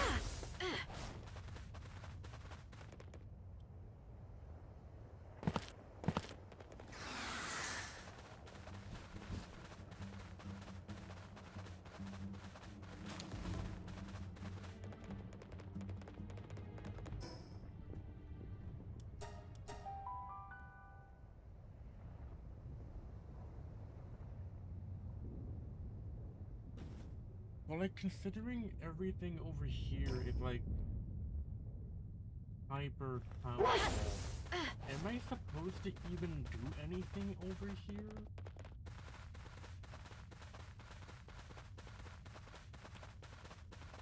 Okay, sure as hell can't do the things over at the current. Well, no, everything's a little lower level. Maybe I'm supposed to do the Brothers of Eternal Pyre or whatever first, then I do the Palworld Defense Force.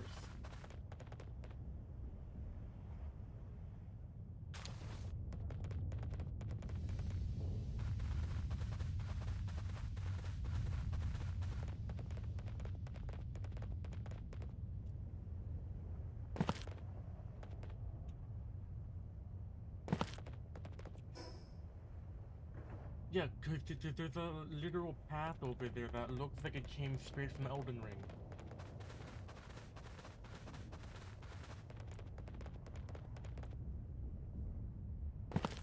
Because it probably did.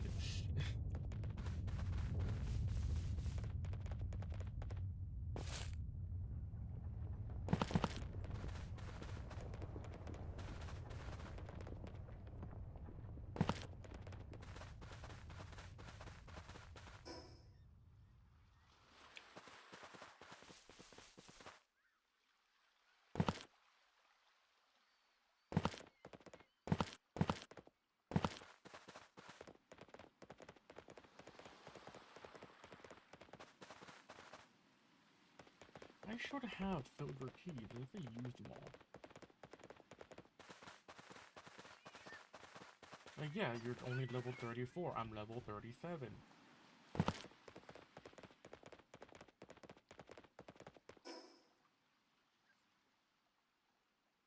Oh, that might just be a way to Detragon, because this seems like another way up the mountain.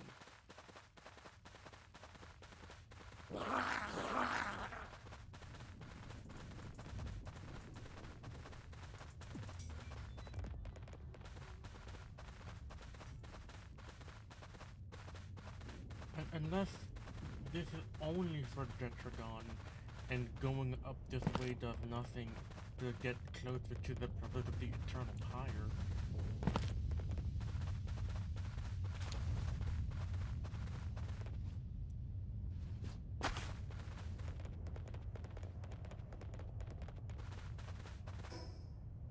You know, I'm being naturally led over to the Detragon base. How did I miss this?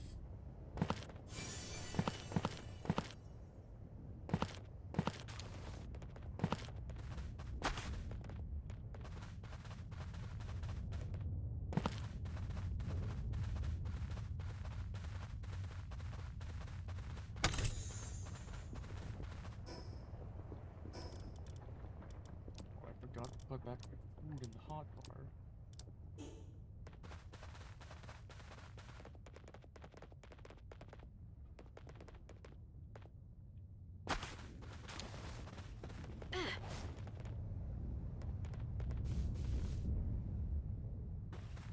What's that?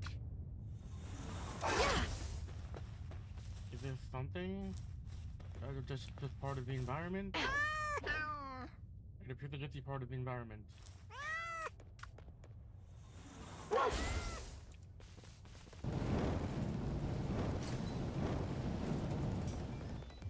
You missed, mostly.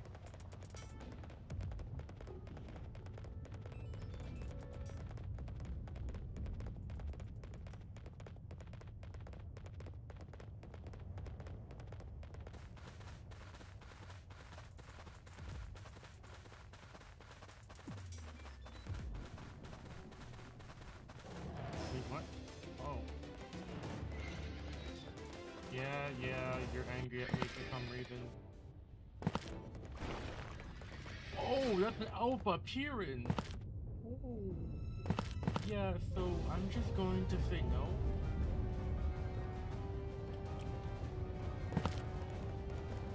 I wish you could give Paul more stamina.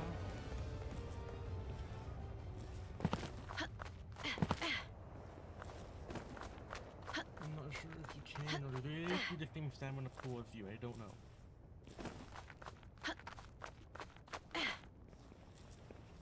Ooh.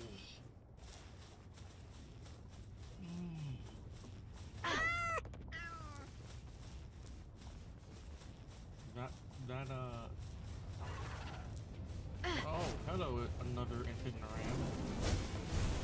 Don't really care about you right now.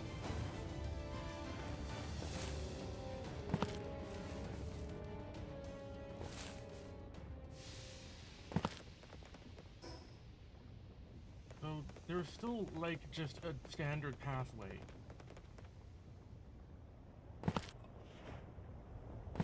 No, like seriously, I made this way more complicated than it needed to be.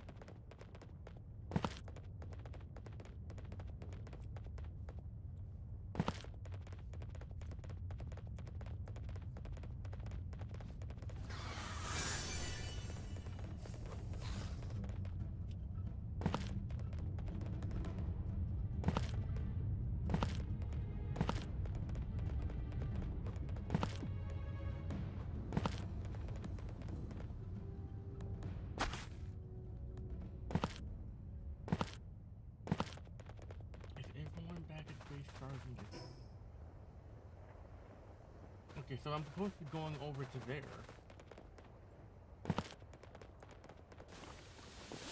You're not even a fire type. How are you standing in lava?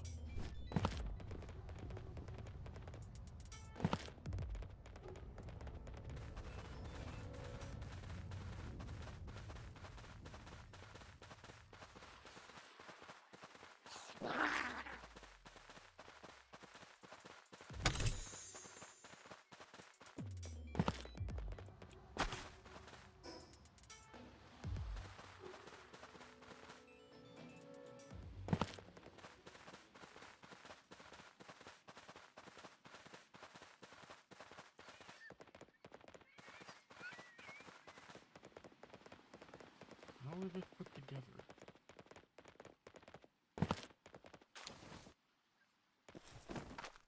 Yep. Yep. Huh. Huh. Yep.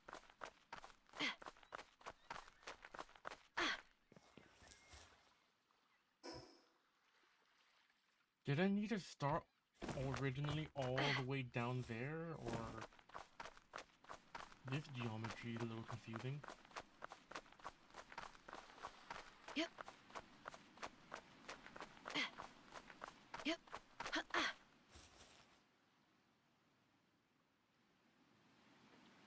Yep.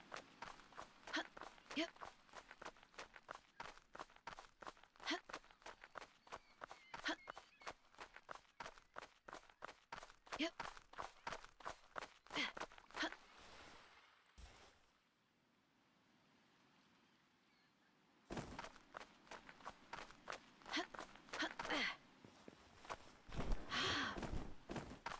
Whoa. So I'm not quite tall enough to fit under that, but I'm tall enough to glitch out the game.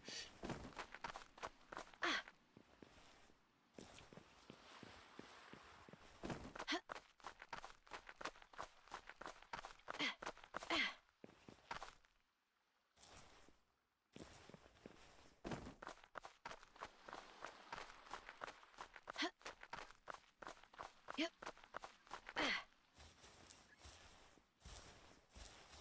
Do I just need to climb up the— oh my god. Hmm. What even is— it's a place I haven't discovered yet, but that does not look family friendly. LOD.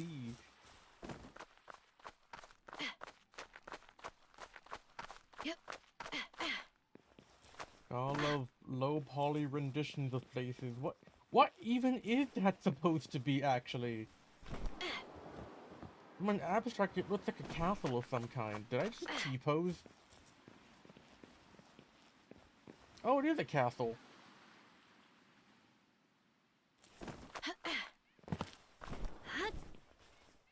Huh. I didn't even know that there were castles in this game. I thought it was just Sonic Frontiers.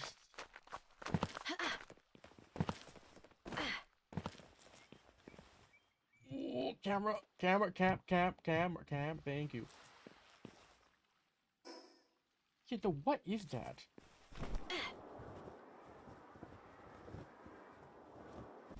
Okay, the camera is not having a good time.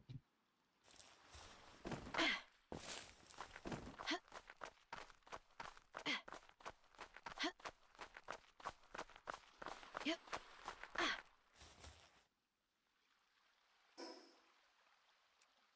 Is this a wall?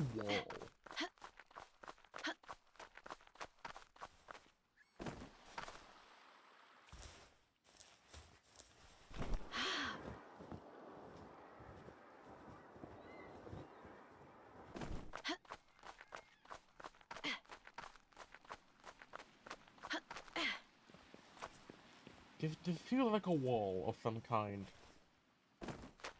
Well, I mean, it is a wall, but like, you get what I mean, like a palisade wall. Yep.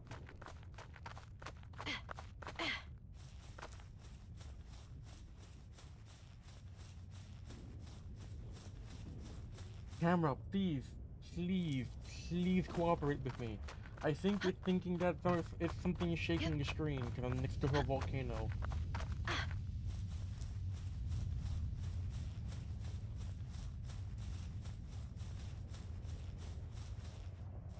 I should investigate that after I get up to the Brothers of Eternal Fire fast travel point. Yep. Yeah.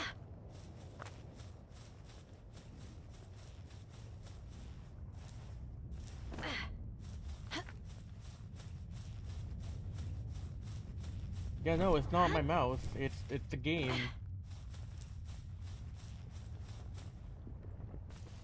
There's just a straight up. There's just a straight up castle over there. Ruined Fortress City. Yep.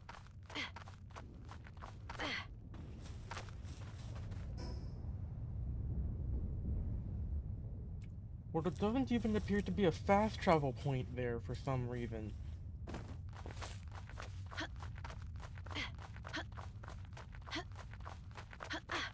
Every now and again, yes.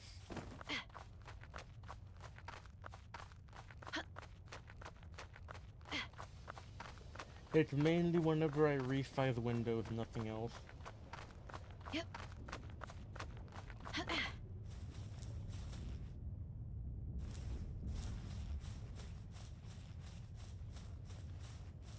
Apparently, it wasn't fully fixed in 6.3.1. It just might be because you have better hardware.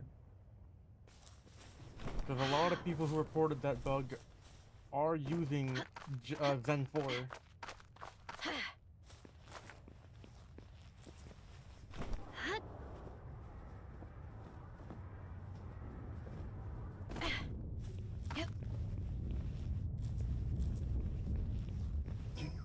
fast travel? You don't, do you? No, I don't think this place has a fast travel point. Yep. Yeah, better branch prediction Yep. can potentially lead to better, well, a less likely chance of a thread locking.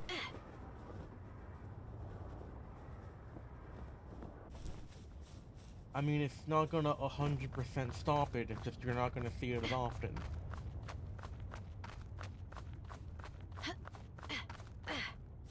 Like, it might still happen for you at some point. Now,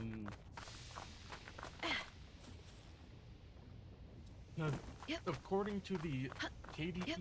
6.3.1 change Yep. logs, they didn't fix this, at least not yet. They did a slight fix to other things that were related to it, but they didn't fix it quite yet.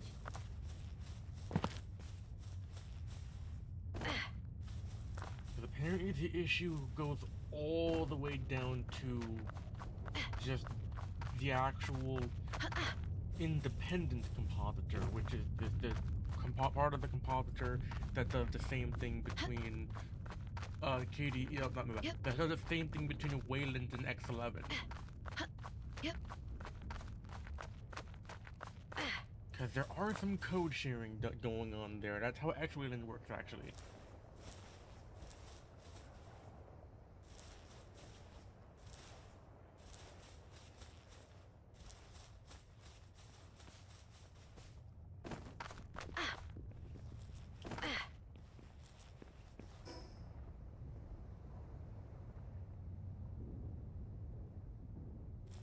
How does it... This is an entire place, but it doesn't have a fast travel point. Unless I'm missing it.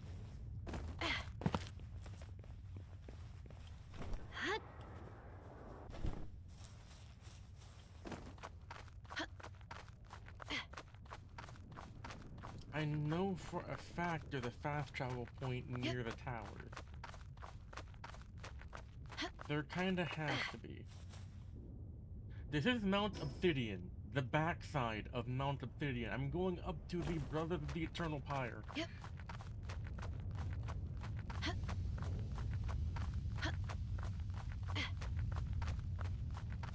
Just to get their fast travel point, because I don't have any ammo to handle them right now.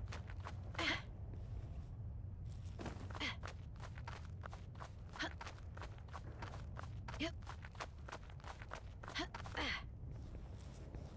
Oh my god. Why did you have to be on top of a fucking mountain? Bro, please.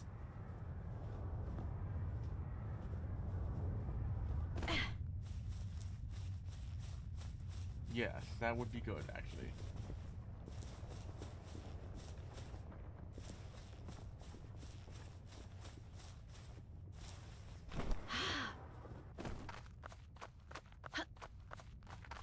Yep.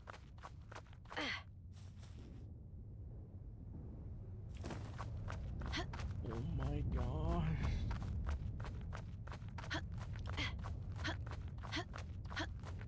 Well, it was the Yep. first Resident Evil first-person game that was good.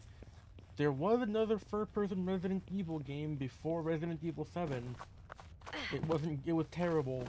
And Resident Evil 7 was more of like a tech demo.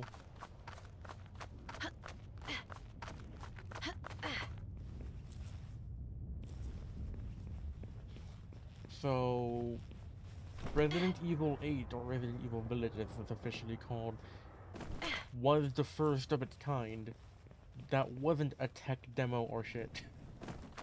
Yep.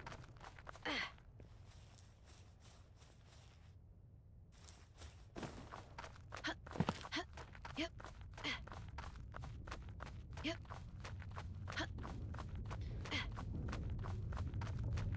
Yep. Well, Resident Evil 5 and 6, because they kind of had the same gameplay style of character action. And also, what do you mean making it more like Call of Duty. Call of Duty's first person and at least kind of works. Resident Evil 5 and 6. Yep. So you have an AI companion. In character action games, the AI companion is important. If your AI companion dies for any reason, that is game over, regardless of how much health you actually have.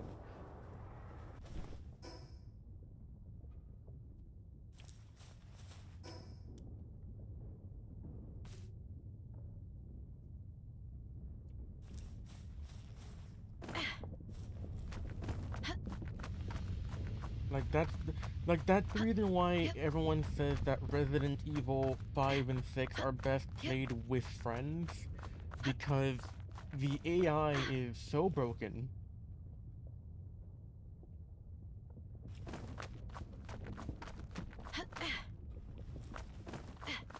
Well, friend, you're gonna just only it's only 2-player co-op.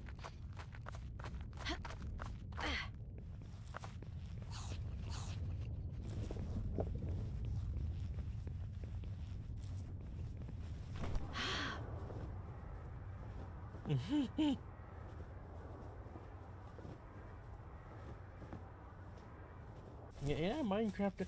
I should probably, well, I was gonna say I should probably do something with AI Minecraft, but I can't because AI Minecraft only supported on Chrome or Chromium-based browsers, and apparently it also doesn't work on that either correctly.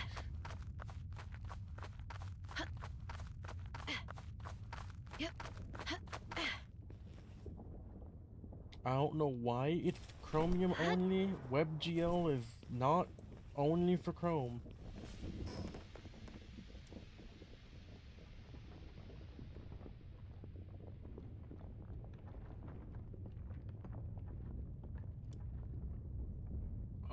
What the hell is an Astagon?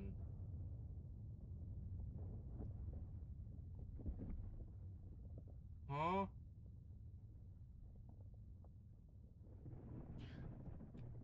I mean, that's kind of the point. Oh, there, hold on, I dropped my audio interface. Hold on. That probably, that probably makes the audio sound really weird. Um, that's kind of the point of AI Minecraft. It's supposed to be weird. It is the first of its kind generative AI that can attempt to generate something like that.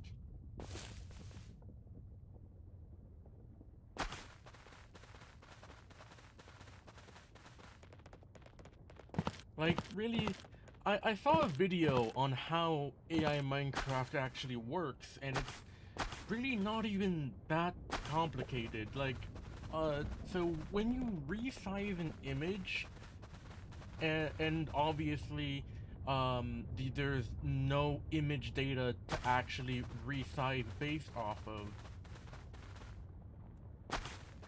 All of those image upscalers that like resize the image and don't have extra data to work with, all they do is they fill in the gaps by guessing. So based on the colors next to a pixel that it's trying to guess from, it tries to go, okay, well, based on this pixel, this should logically be the next pixel, so on and so forth. It doesn't always work correctly, and if it's not actually given any primer or any kind of, like, direction, it will just kind of do a bunch of just random garbage. That's exactly how AI Minecraft works.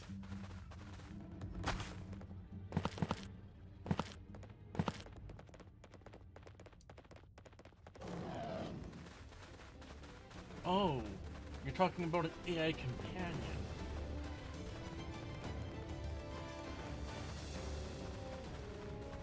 Or either AI companion or just... I'm not understanding this correctly, I'm sorry. I'm kind of... Oh, there is actually a fast travel point. Wait, what?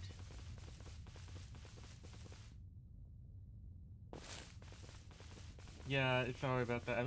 It's kind of hard to focus on Palworld and the chat at the same time, especially since I'm in an area I have no idea even existed.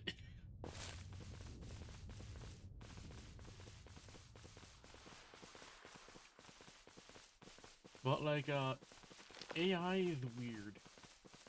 That's the bottom line of it. AI is weird. Whether it's generative AI like AI Minecraft, or it is AI like character AI. Though character AI isn't even that. It's not AI, it's doing calculations to know where to go.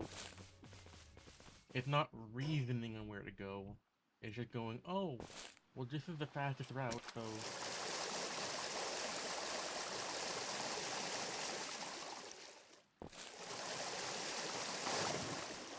Yeah, but the issue with those mods is, it is cool, but I think we're still too early for those mods to hold any fruit. Yep. Yep. Because it's still, like, very easy for the AI to be confused, very easy for it to just make up things that don't exist, not even remotely, even if it's primed for it.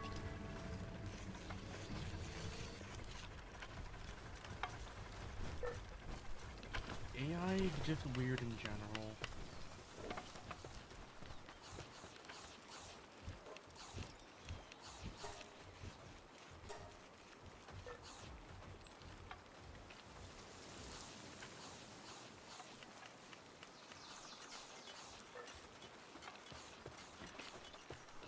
Well, the thing about art AI is that it itself is not original. It's, in order for it to know how to actually place down lines, what certain context means and whatnot, it had to have copied from another person in the first place. Which I guess makes sense, right? Because actual artists, like people who can do art and whatnot, they started out copying other people's art. And then they learned how to do their own art style.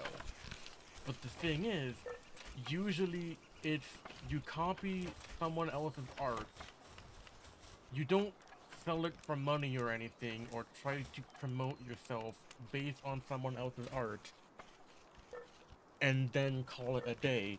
You just make the art mainly for yourself, and then... okay, I'll do that, but after I'm not saying anything. But like you make the art for yourself, and then when you feel more comfortable with doing art in general, then you go on to make original art, or at the very least, your own art style. Because, again, art is not original by definition. Like, yeah, there's emotion that goes behind it, but ultimately people have drawn before. So a lot of ideas are taken, it's just how your take on said ideas are.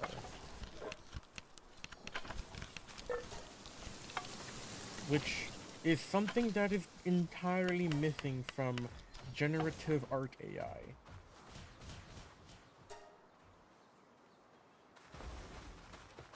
Because there's no feeling, there's no emotion. There is a brain, if you can call it that, but there's no feeling.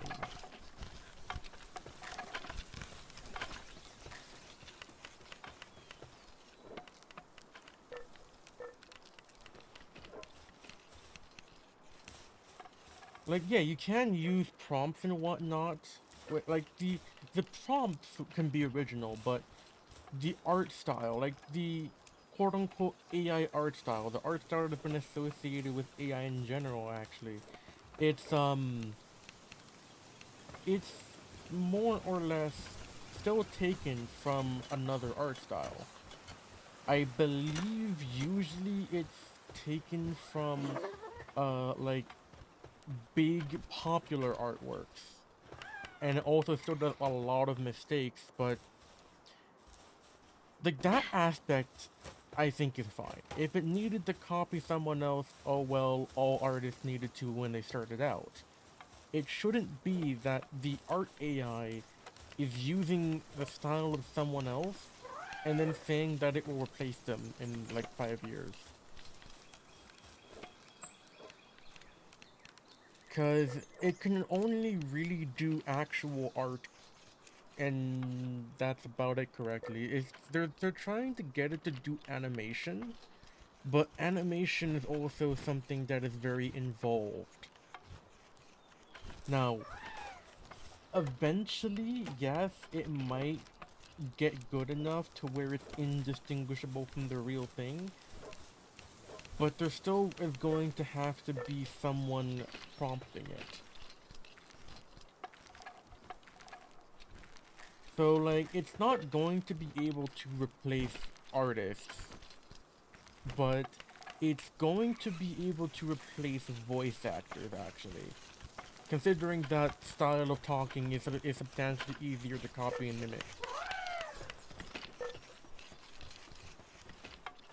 But, it's not going to be, like,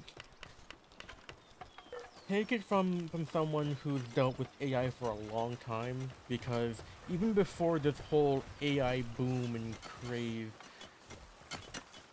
AI was still something that I dealt with a lot, considering that my background is more or less software engineering. Um, AI can do certain things really well, but when you ask it to recreate a whole bigger picture, that's when it falls apart. Like, AI, at least for now, will not be able to replace developers, it will not be able to replace animators, artists, it won't be able to replace a lot of people for a while. If that job could be effectively replaced by AI, well, it wasn't a hard job to begin with. Usually things like word processing, um, word processing, writing in some scenarios, considering that writing, if it's simple enough, AI can do just fine. Stuff like that. Now, if you're trying to get AI to write William Shakespeare, then you have a not really good idea of how AI works.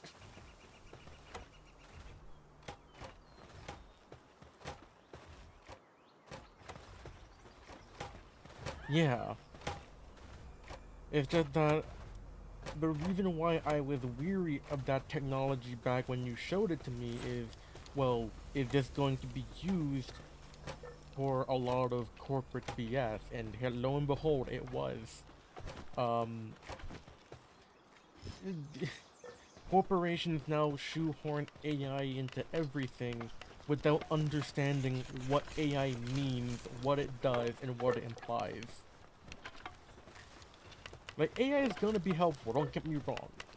It's going to be something that can allow us to ease certain burdens from certain processes so that when we actually need to put more effort into a different part of the process, it's already more or less done. It's kind of like automation in a way, but smart automation that knows what to do prior to you doing it. Because the only issue is we are far from a future where that's going to be smooth and commonplace.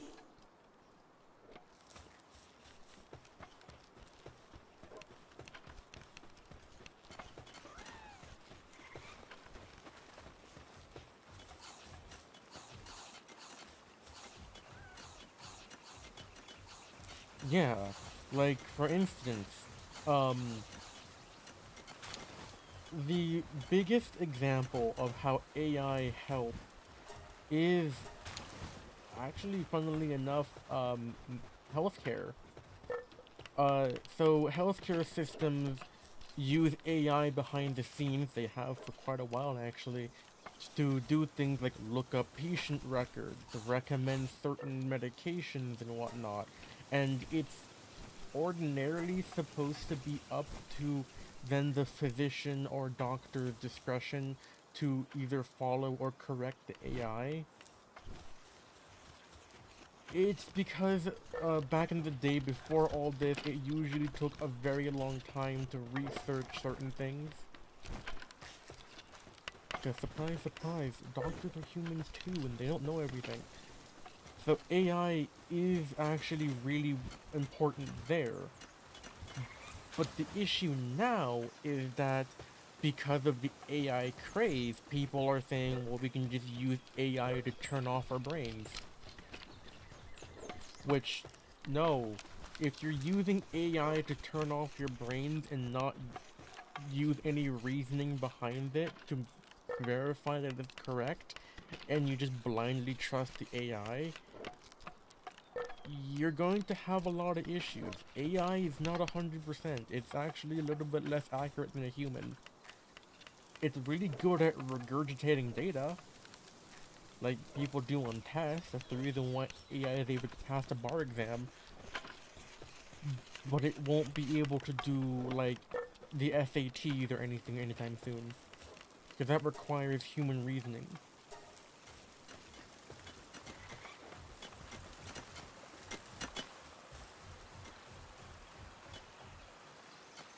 And to anyone that's going to say in the VOD, well, AI is going to be what rises up and destroys the world, you watch too much movies.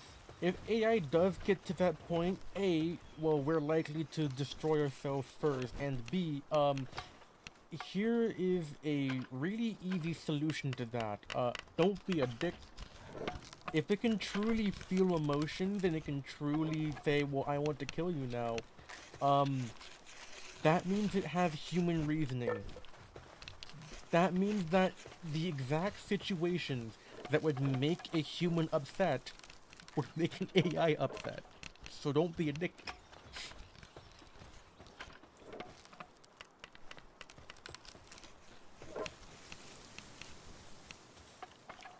Uh, so it might be. I'm not sure. Well, actually, no. OpenCL is open compute library. Compute shaders are much harder than general graphic shaders. So it might actually be good, considering that it's supposed to be a simpler AI, or not AI, API. There's so much acronyms in the computer science space.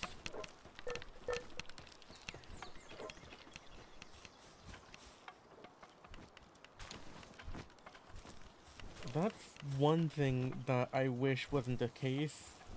Acronyms, at least overuse of them, because it kind of makes certain parts of computer science not so accessible to certain people.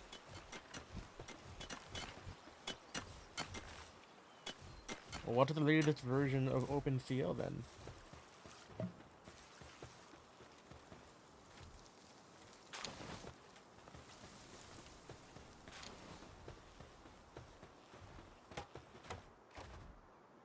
Huh.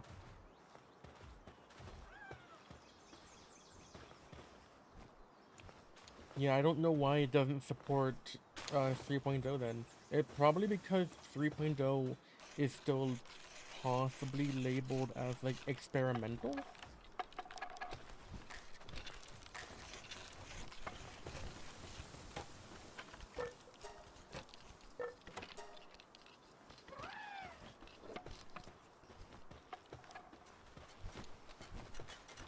Because it usually version 3s of things are experimental. Like look at STL 3. Well, it just became stable now, but like still. Oh, why I didn't know.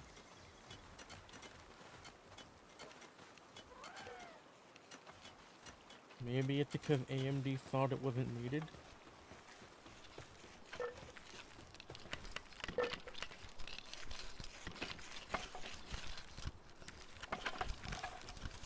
I mean, is there any software that uses OpenCL 3.0 now?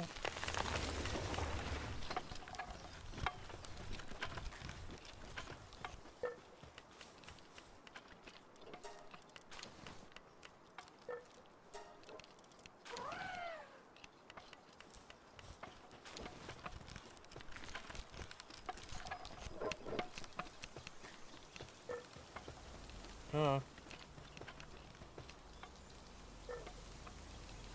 I guess that does make sense considering that certain features like, I'm not sure about OpenCL specifically, but certain features that a graphics card supports are also hardware pipelines.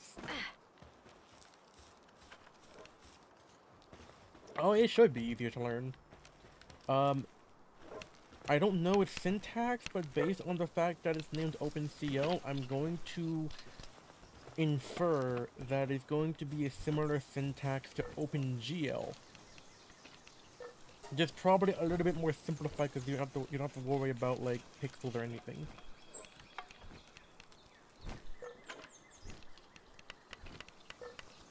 Oh, it's a C++ library.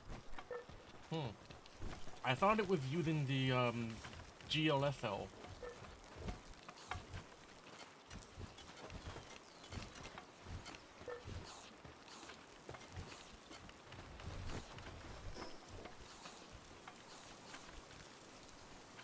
Oh.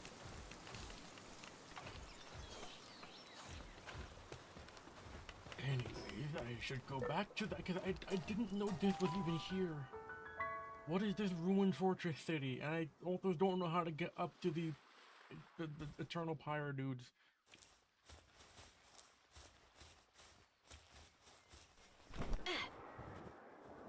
Hold on. Hold the hell... This just Nokron from Elden Ring. You gotta be shitting me. Oh my god, it's just Nokron from Elden Ring.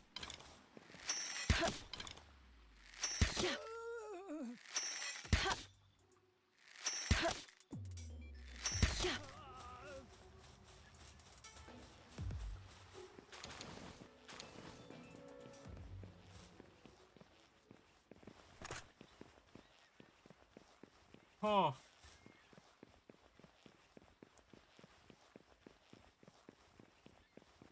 Or I forget the name of that castle. I forget the name. It's not castle. It's not Thundermane Castle. Cause that's for God. That's for Godfrey. God. I forget the name of that boss. It's the other one that's like near the end of the game, underneath the Erd Tree. I forget what it's even called. It's not Nokron.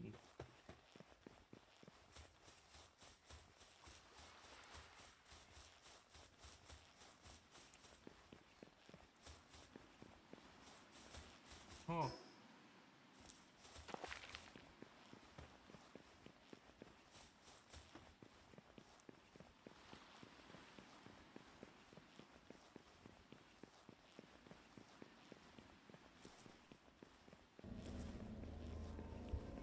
Oh! Oh, hello, Predator. Level 48 Predator. I'm not going to deal with that. No. I think that... I'm convinced that that was the trigger to make it walk past. That was too perfect.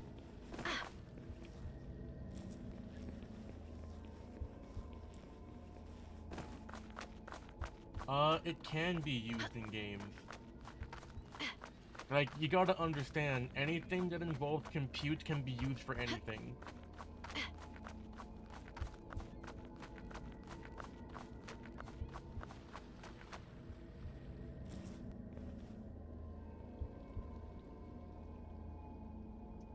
I mean, there are some games that have really advanced simulation. Because all what a game really is that it's just a simulation. That's all it is.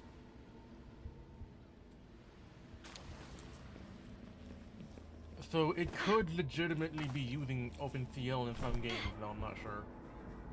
I mean, OpenCL compute library, so it's gonna be, unless you're doing something like path tracing or something, I don't know what would be used to, because like the game engine itself would be using, if it was sensible, OpenGL, considering, do you need to compute things in the shaders for a video game? I mean, yeah, it does provide a tangible speed increase because OpenCL, it uses the raw shaders for processing code and not the CPU, but still.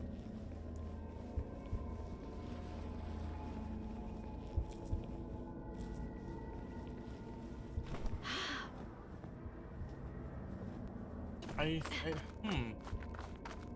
Oh, you know what? The reason why games need to use the CPU and can't really use the GPU too well,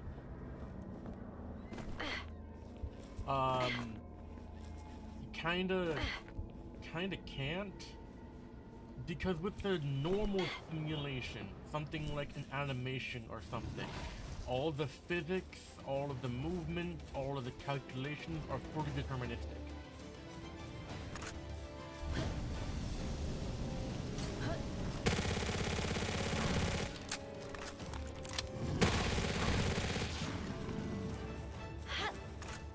I'm sorry, what? Oh, I killed it.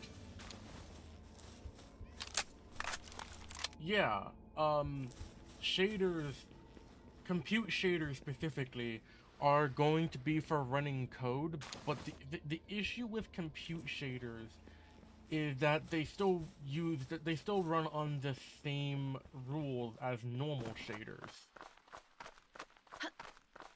Meaning that they have to be executed as per the order they were pushed to the shader pipeline. However, for things like physics and whatnot, in a video game, those are non-deterministic, so you don't know what order they're going to be executed in, which, by definition, cannot be parallel.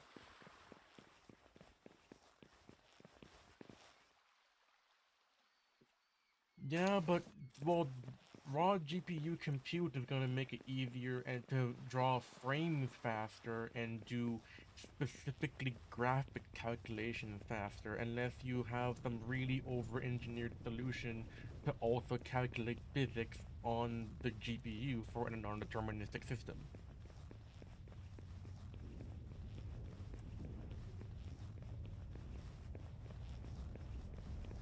And all non-deterministic means is that it can't be determined during runtime what's going to happen.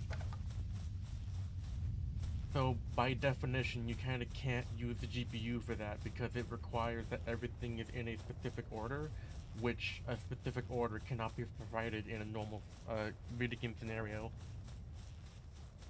It can be provided in like animation or like a normal simulation that has all of the formulas and everything.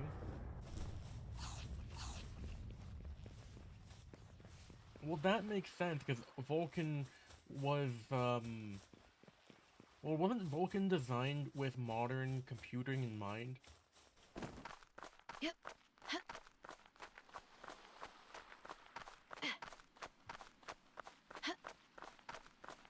Yep.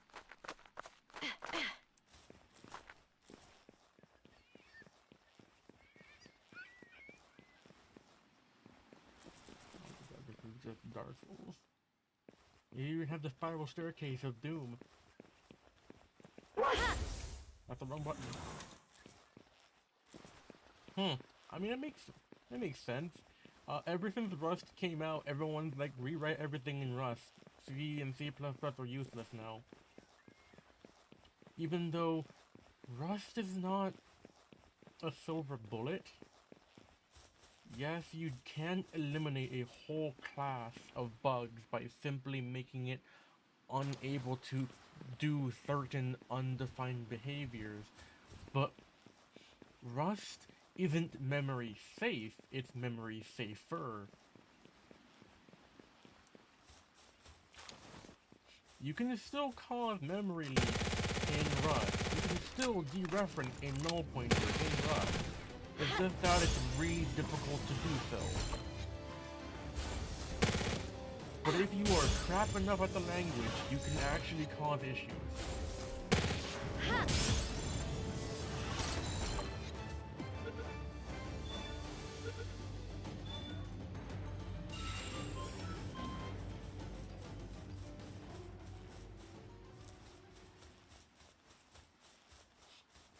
Like, realistically, C is probably better.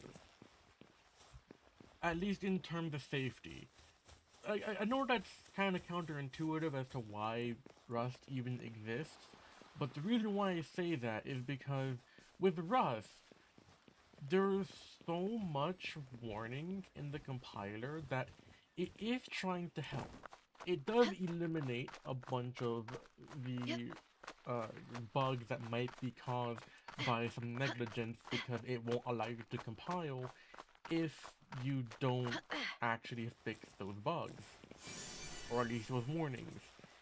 The issue comes from the fact that because there is so much warning for every single thing, you start to tune them out, and also people will look on how to disable them.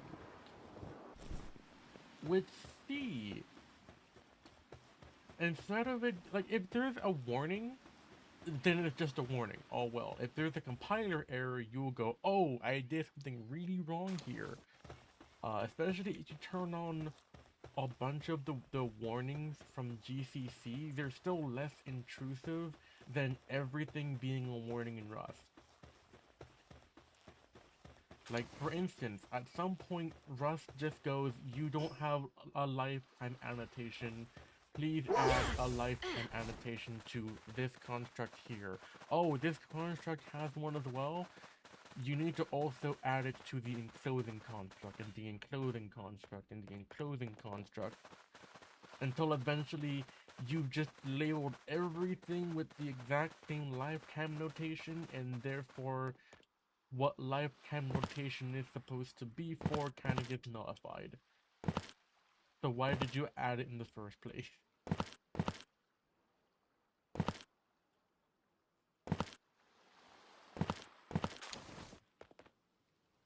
Now, it will actually warn you if you're dereferencing a null pointer. That is something that it does. That's something that C and C++ don't do.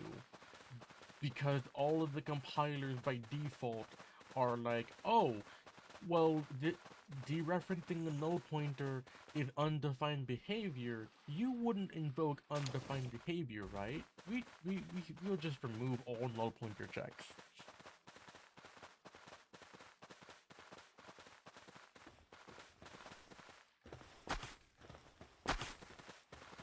So I think it's less about the language itself, because Rust, for all intents and purposes, is just a major wrapper around C.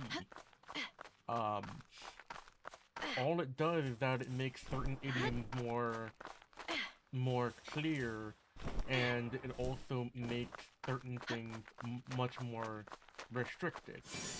But it doesn't necessarily make it safe. Especially since, in order to maintain backwards compatibility with C constructs, they have the keyword unsafe. That's an option? Wait, did they add that? I never saw a prefer efficiency thing ever. Ah, I should probably go look at that after stream then. Yeah, that sounds like something I probably need to look at.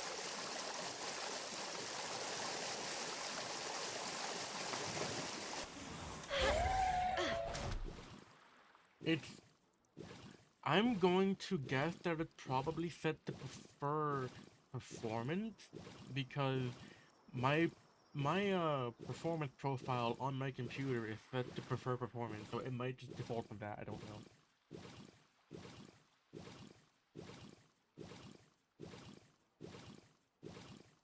Okay, why is everyone back at base so upset? They have food.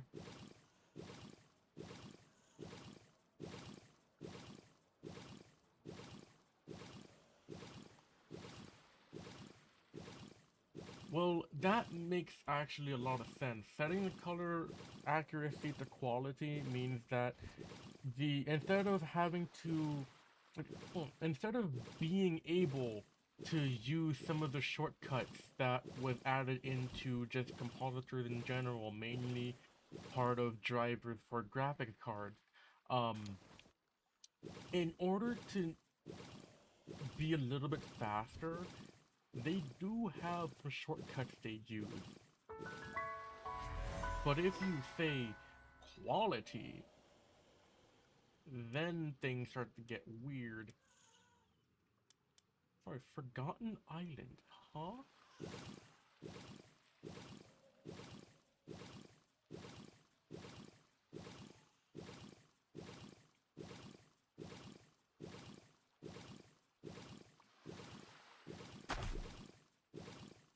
For Forgotten Island? How did I never come across this?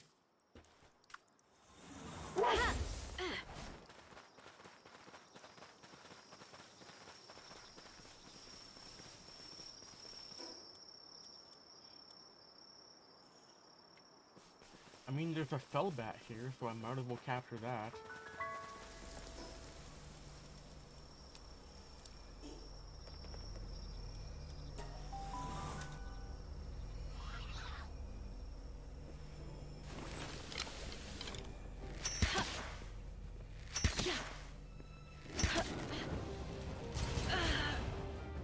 I had got a legendary here?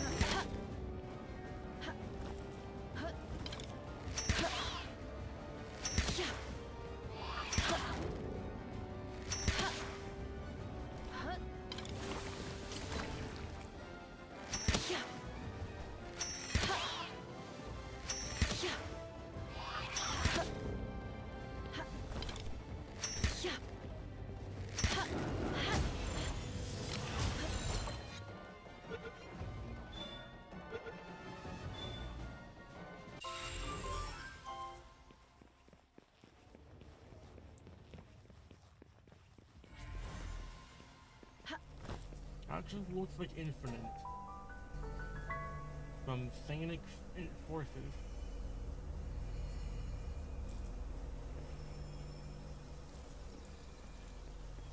Ah. Wait, that was a thing that was supposed to be added in this update? Also, welcome to the stream, Van Solo.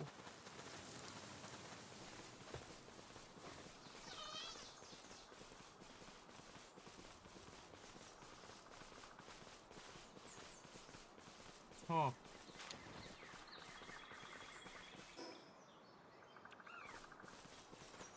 I don't even know what the workbook even means. I'm assuming it means that, like, it's books that, like, increase the speed of the workplace thingies, or the work types, as they're called, I think.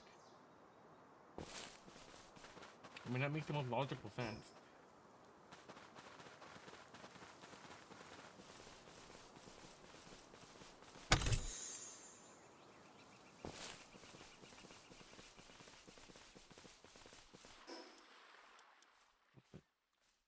There's a church here. Yep.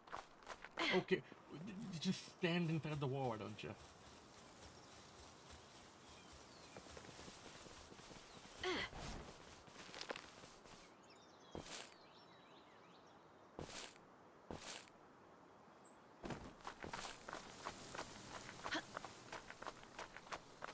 Oh, that actually sounds useful. I also leveled up, right? Attack. What new technology? Nothing really that good.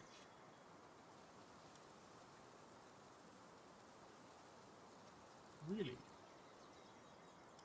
Well, this is probably going to be more pertinent right now.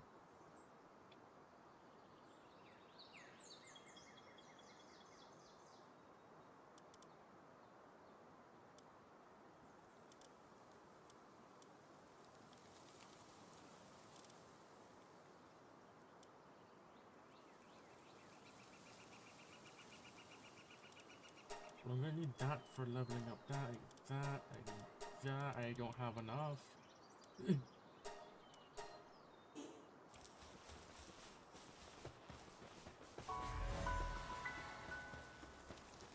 Huh?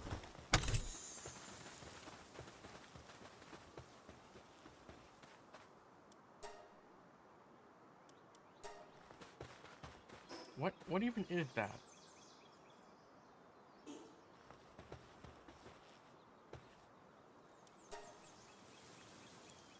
Oh, hey. Another one of these guys.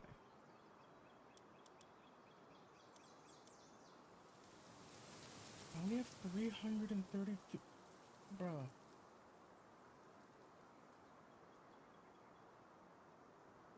Hmm.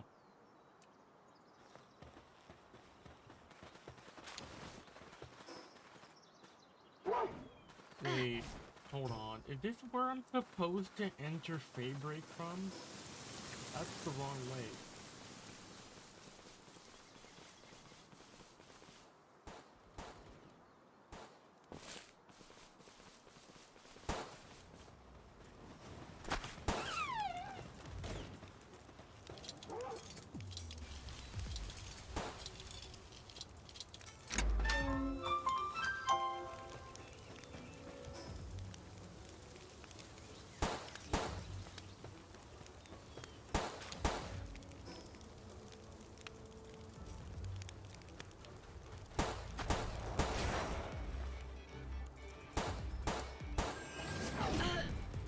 Yeah.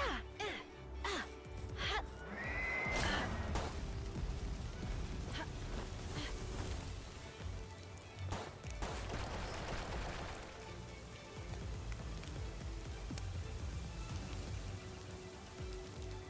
Oh. I don't have any more. I don't need regular arrows.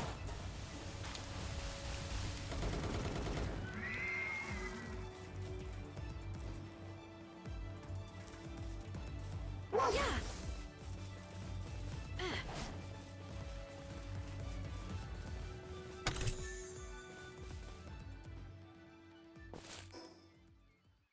Yeah, that just feels like the island chain that I was supposed to enter feybreak from, or just another. Because it's getting close to feybreak Island.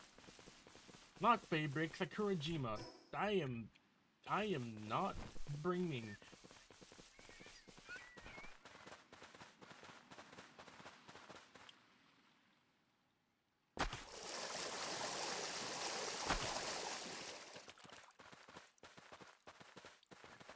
I mean, that is how most people learn how to program.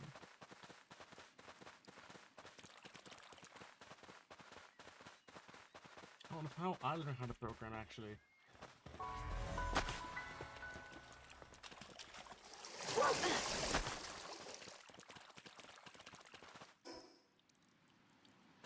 Yeah, because right over there is the one of the phases of Sakurajima.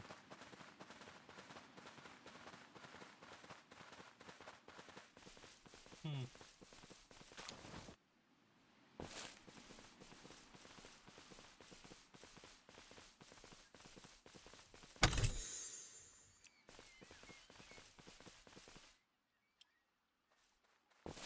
We need to go back home and I need to go back home and actually empty my inventory as usual.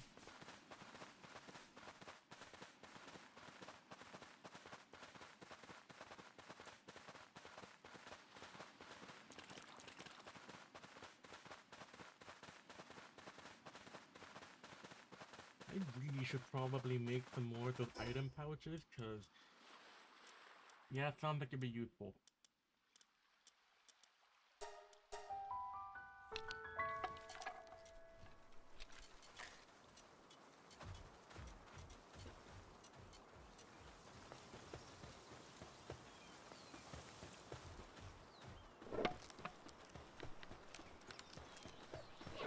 Literally closest shop.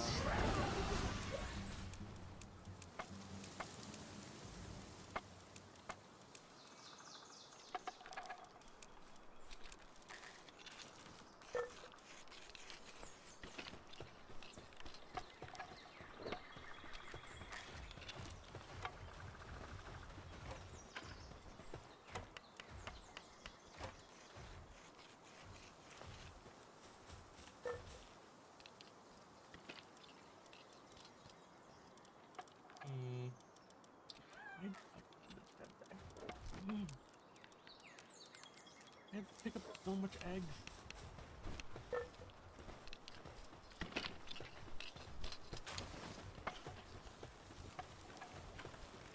Are y'all upset because you're eating like not that good of food comparatively?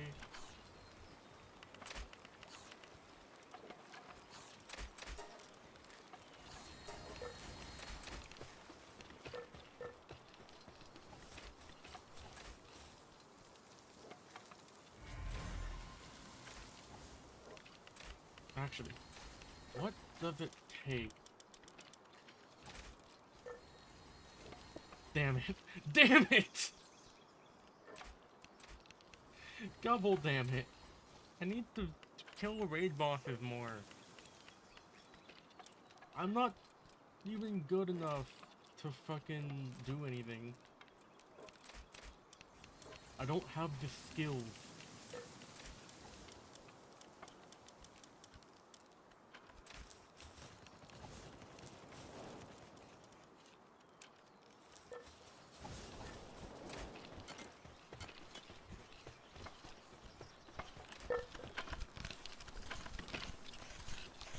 So, let's see here. Build 2 large cow beds. I need another barrack.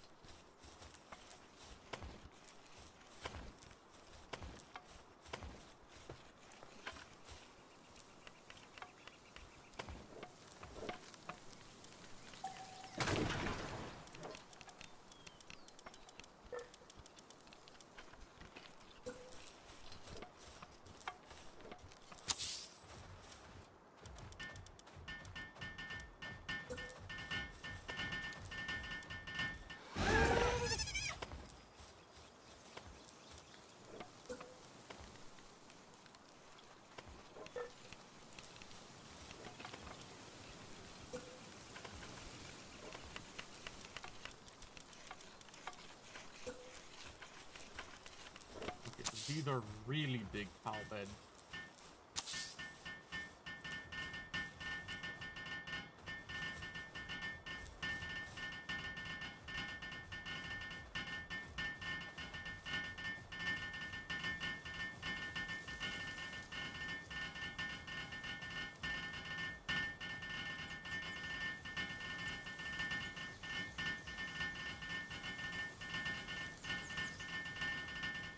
Oh my god, I need to relocate the ranch then. If I'm gonna build a barracks over here.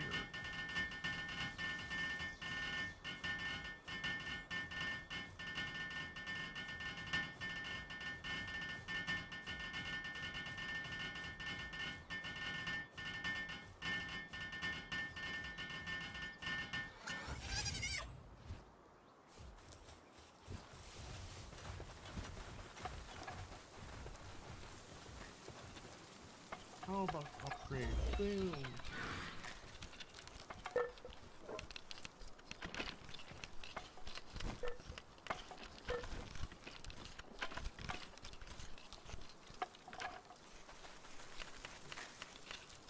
Fell back. Oh!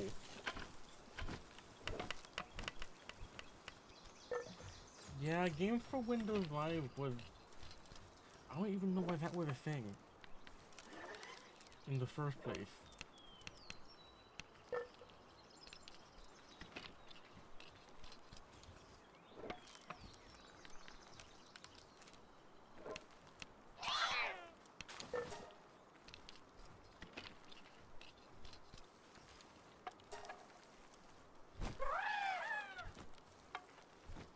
What's funny is that the Infinite is now a very caring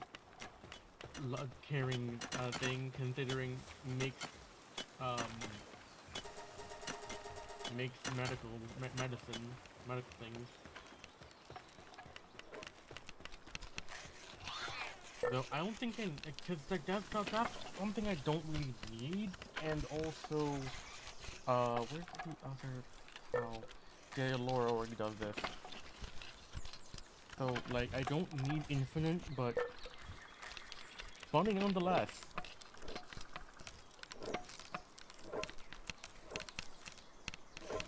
What I do need is another handy crafter.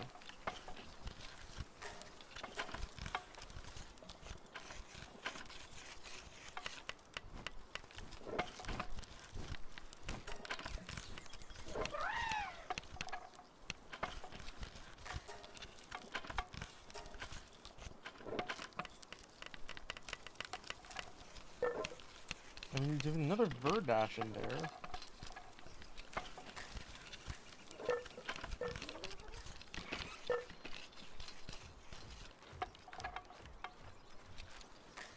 Yeah, and now we have correct DRM in the form of, well, Steam. Considering technically Steam is a DRM, like you don't, Steam itself isn't going to limit you for using a non-Steam game. It's just that, well, if a game is distributed on Steam, it will be using the Steam API for things like achievements and whatnot. But the Steam API has to look for an active running version of Steam, and if it can't find that, then you pirated it, right?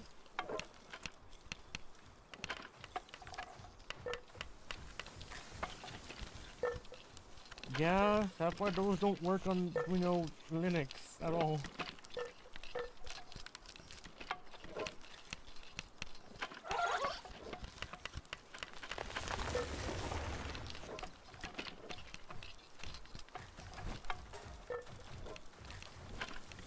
If you get the reference, then I applaud you.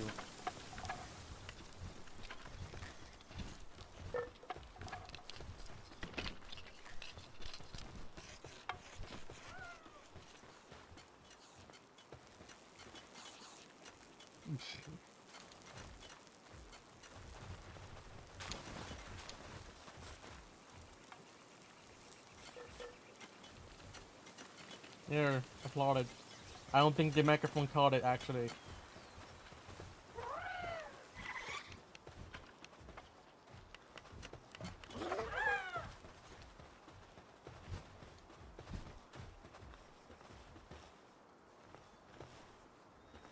Well, shit.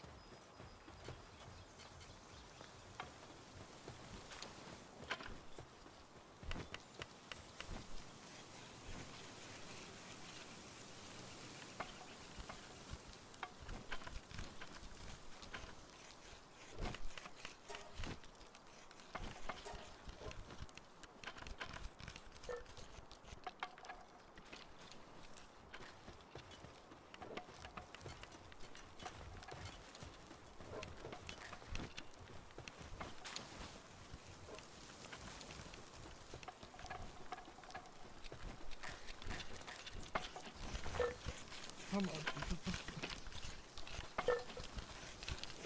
Bruh.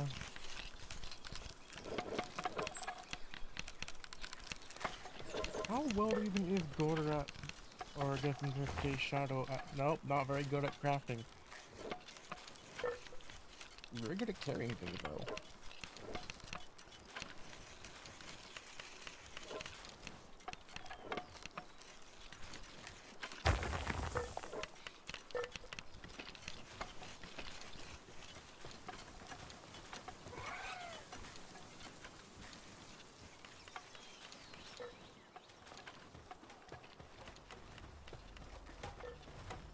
Usually, servers like that, when they're still running, it means that they know that something is still using it, and they're gonna still support it. Mainly because of, like, legacy compatibility and whatnot. Basically, if they killed off the servers immediately, then those games would no longer be playable.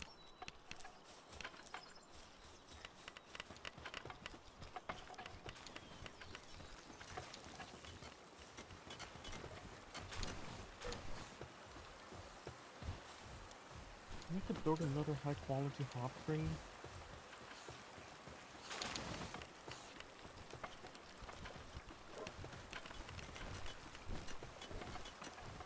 Yeah, well, that's just the issue with legacy software in general. Like, if it's a legacy system, people are going to still use it, even if it's, you know, deprecated.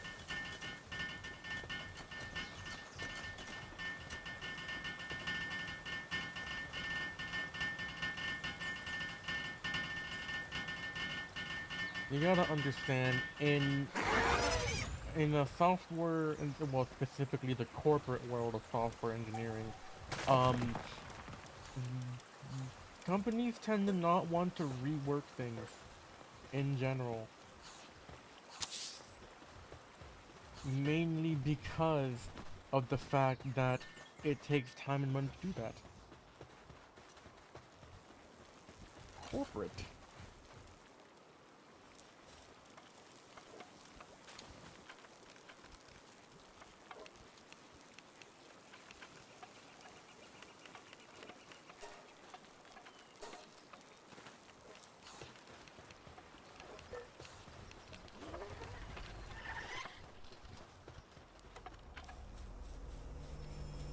I mean, you shouldn't say that here unless you want to get me banned.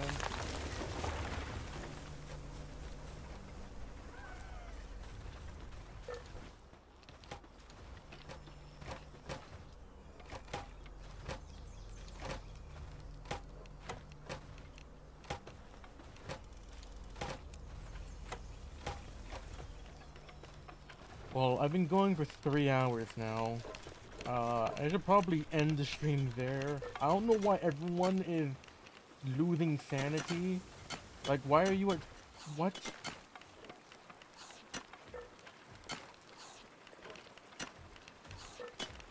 Why are you at such low sanity? You're eating good food.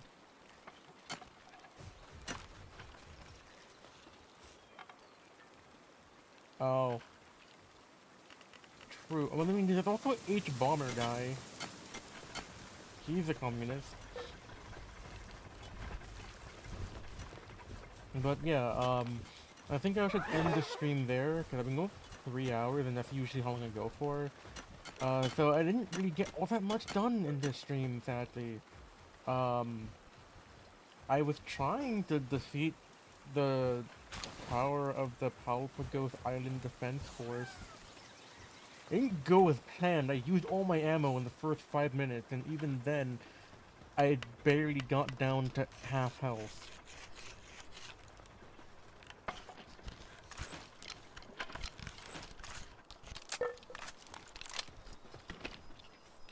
Yeah, I think for the time being, this part of the game is like a grind part, where I just have to get better and better equipment until I'm able to take on the big boys. Because I'm pretty sure the semi-auto rifle is the key to this, but I just don't have the means of making the ammo. At least nothing en masse.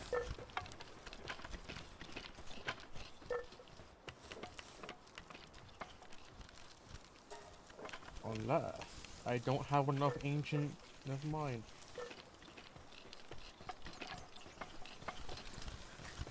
So yeah, that'll be it for this stream. If you like the stream, like it. If you dislike it, then I'm sorry if you disliked it. If you want to see more, I stream every Tuesdays and Thursdays, and Sundays. Considering that that's now the time where considering that's the time where I stream Monster Hunter. And then also every now and again I stream on every other day if, you know, friends say, hey, let's stream. But usually it's Tuesday, Thursday, and Sundays.